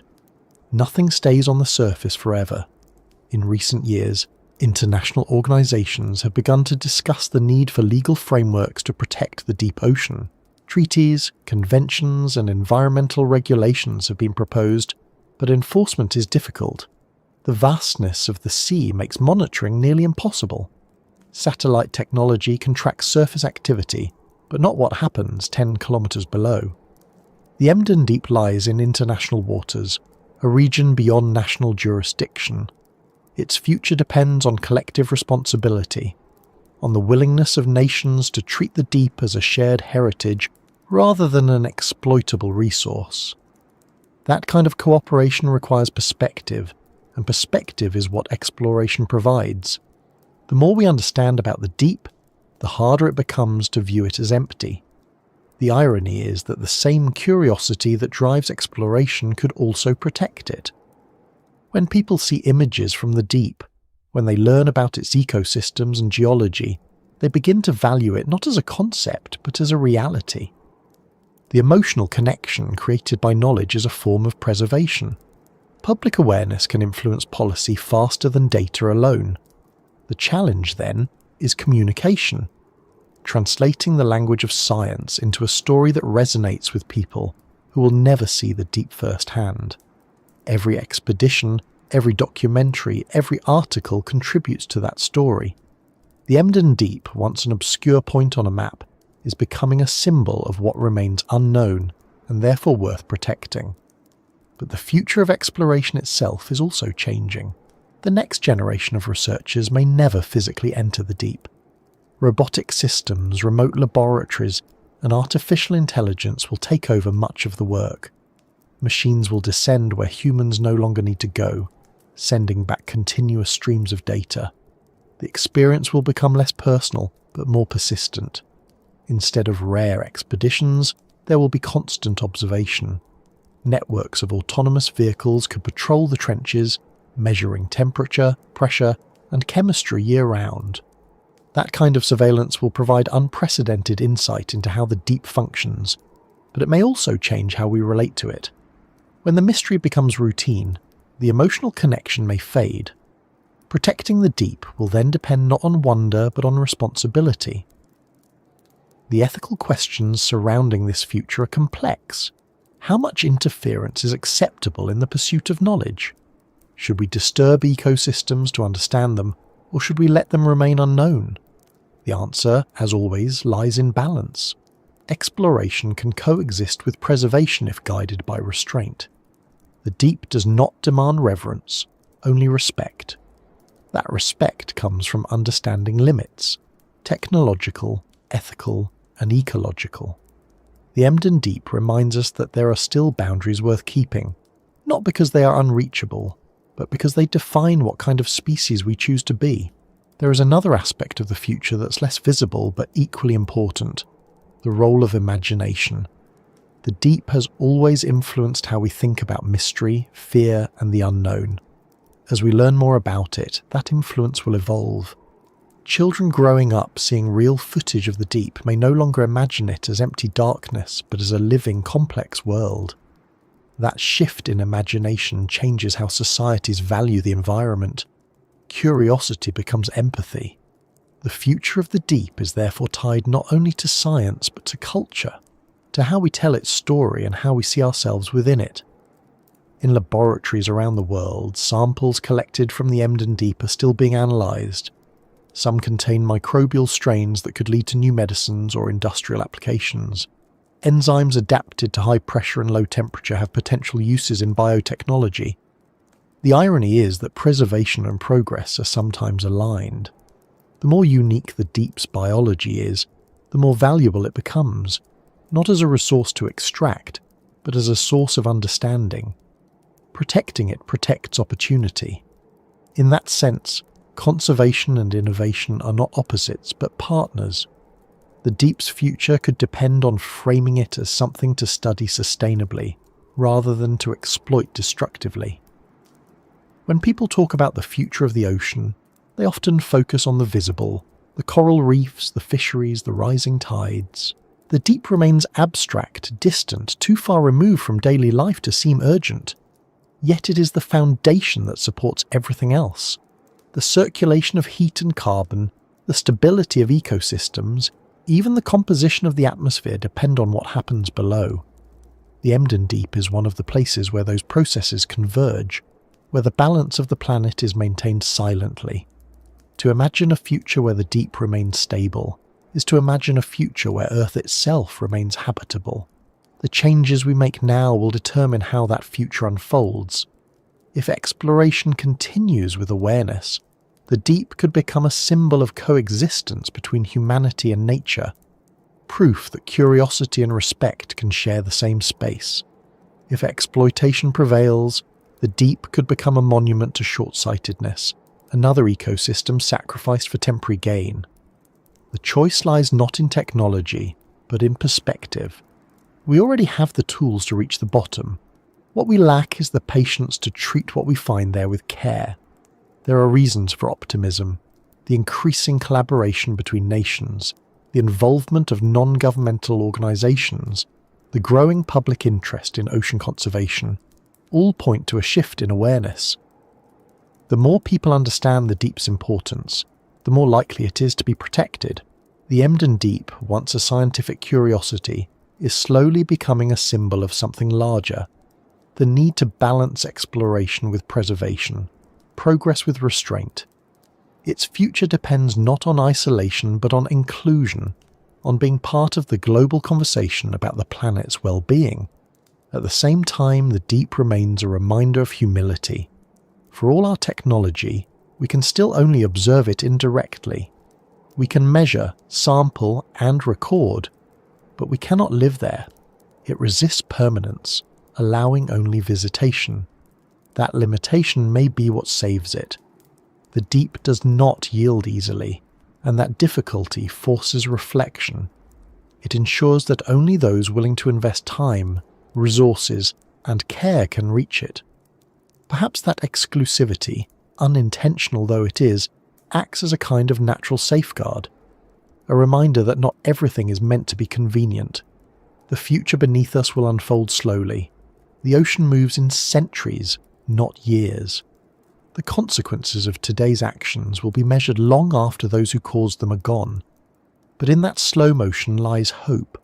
The same patience that defines the deep also allows recovery. If given time, ecosystems can heal, sediment can settle, balance can return. The deep teaches endurance. Perhaps it can teach redemption as well. When explorers descend into the Emden Deep in the decades to come, they may not find it untouched, but they will still find it live. The sediment will still fall, microbes will still metabolize in darkness, the ocean will still record the planet's story. The question is what that story will say about us, whether it will describe a species that learned to coexist with its world, or one that mistook endurance for emptiness. The deep will not answer, it will only remember. And long after the noise above fades, that memory will remain, layer upon layer, holding the truth of how we treated the world beneath us. The return begins long before the ascent. It starts with a change in the tone of the submersible's instruments, the quiet mechanical signal that the mission is ending. For hours the machine has rested at the bottom, motionless except for the faint adjustments needed to stay level. The lights have moved across the seafloor, capturing details that no human eye had seen before. Now, as ballast weights release and the ascent begins, there's no sense of motion, only a slow transition. The pressure outside remains enormous, but it lessens gradually. The depth gauge shows the numbers rising 1 meter at a time. Inside the capsule, the air stays still. The only sounds are the clicks of valves and the soft murmur of water flowing past the hull. The journey upward feels longer than the descent. On the way down, anticipation fills every second. On the way up, patience becomes the only rhythm. The darkness remains absolute for a long time, broken only by the faint glow of bioluminescent organisms drifting past the window. Each flash is momentary, a single pulse of blue or green light fading into black again. They appear at random, some near, some far, like silent signals marking the invisible road home. The pilot watches without speaking. After hours in the deep, even small movements feel like conversation. The ocean communicates in intervals of light, and the human mind adjusts to its pace. Gradually pressure decreases. The hull expands by fractions of a millimeter, the sound of metal adjusting echoing faintly through the interior. The instruments show normal readings, but habit keeps everyone alert. The deep does not forgive complacency. A small malfunction here can still end everything. The ascent is automatic but constantly monitored. The pilot checks the thrusters, the oxygen levels, the scrubbers. Each gauge becomes a heartbeat. In the confined space, focus replaces fatigue. The crew says little, not because of fear, but because silence feels appropriate. There's an unspoken respect for the weight they've left behind, for the world that will close over their absence without a trace. As the submersible rises through the lower Hadal zone, the temperature begins to climb slightly. It's a difference of degrees, but it feels like the approach of something familiar. The darkness is still complete, but the pressure has dropped enough that the water density changes, affecting the way light behaves. The external cameras record subtle variations, shadows where before there was only uniform black. The ascent crosses invisible boundaries between layers of the ocean, each one a transition in temperature, salinity, and life. The Hadal becomes the abyssal becomes the bathyal. These distinctions mean little to the ocean itself, but to the people inside the submersible, they're milestones. Each one marks progress toward air, noise, and motion. In the middle depths, currents begin to stir. Unlike the stillness of the trench floor, these layers are restless. Water moves in slow sheets, sometimes pushing the submersible sideways, sometimes holding it in place. The pilots adjust ballast to maintain balance, correcting drift with short bursts from the thrusters. The darkness thins here, not with visible light, but with life. The number of bioluminescent organisms increases, the blackness becomes less absolute.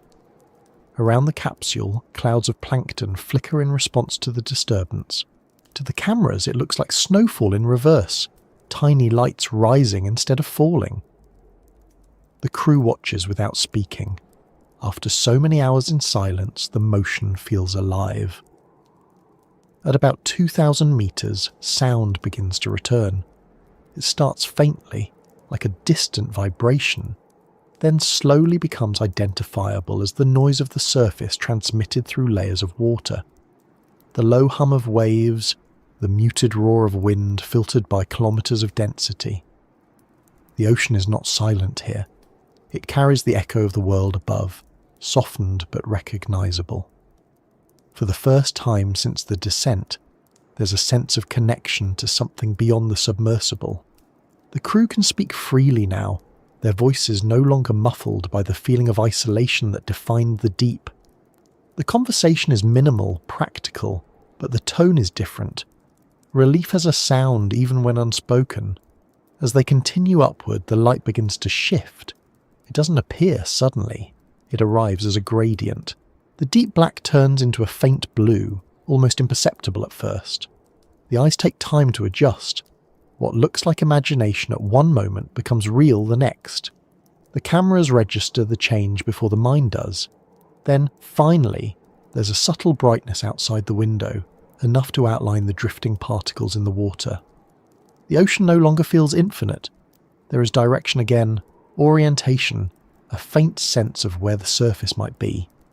That recognition carries a kind of weight. It marks the return not only to light, but to gravity of another kind, the return to being part of the visible world. Approaching 1,000 meters, the ocean begins to change personality. The water is warmer, the density lower, the movement more chaotic. The submersible rocks gently as it encounters turbulence. For hours it had been a fixed point in a motionless world. Now it's part of a system again. The surface pulls it upward faster. The controls require more adjustments. Sound increases. The clicking of shrimp, the rumble of distant currents, the faint resonance of machinery filtering through the hull. The pilots continue to monitor everything carefully, their attention narrowing to instruments and timing. The end of the dive is near, but routine remains strict. No one relaxes until the pressure outside matches the world they left. The first real light arrives somewhere around 200 meters. It's pale and diffused, scattered by the water above. It doesn't look like sunlight yet, more like a memory of it. The blue becomes brighter, then shifts towards silver. Shadows appear for the first time in hours. The pilots switch off the external lights, letting natural illumination take over. The difference is striking. For the first time since the beginning of the dive, the submersible exists within a visible environment instead of a void. Shapes move outside, fish, jellyfish, drifting debris, all reminders that the world above has always been connected to the one below, separated only by the limitations of vision. At 100 meters, the light becomes undeniable. It fills the capsule through the small observation ports, transforming the grey of the interior into colour. The crew blinks, adjusting to brightness they had forgotten to expect. Shadows sharpen, details return. The surface is close enough now that radio communication with the ship re-establishes fully. Voices come through clearly for the first time in nearly 12 hours. The exchange is simple: status updates, coordinates, confirmation of ascent. But beneath it lies an emotion that doesn't need words. They made it. The pressure that had defined their world for so long is now just a number decreasing on a screen. Breaking the surface is abrupt. After hours of rising through silence, the noise of air and water meeting hits like a shock. The submersible rocks as it passes through the boundary, splashing into the sunlight. The sound is overwhelming. Waves slapping the hull, wind rushing across the ocean, the clatter of the ship's crane preparing for recovery. Inside, the crew shields their eyes. The light feels aggressive after so much darkness. Everything is too bright, too loud, too fast. The human senses need time to recalibrate. The contrast is almost disorienting. It takes a few moments before relief replaces the instinctive confusion. The surface feels unreal, as though the deep was the truth and this is the illusion.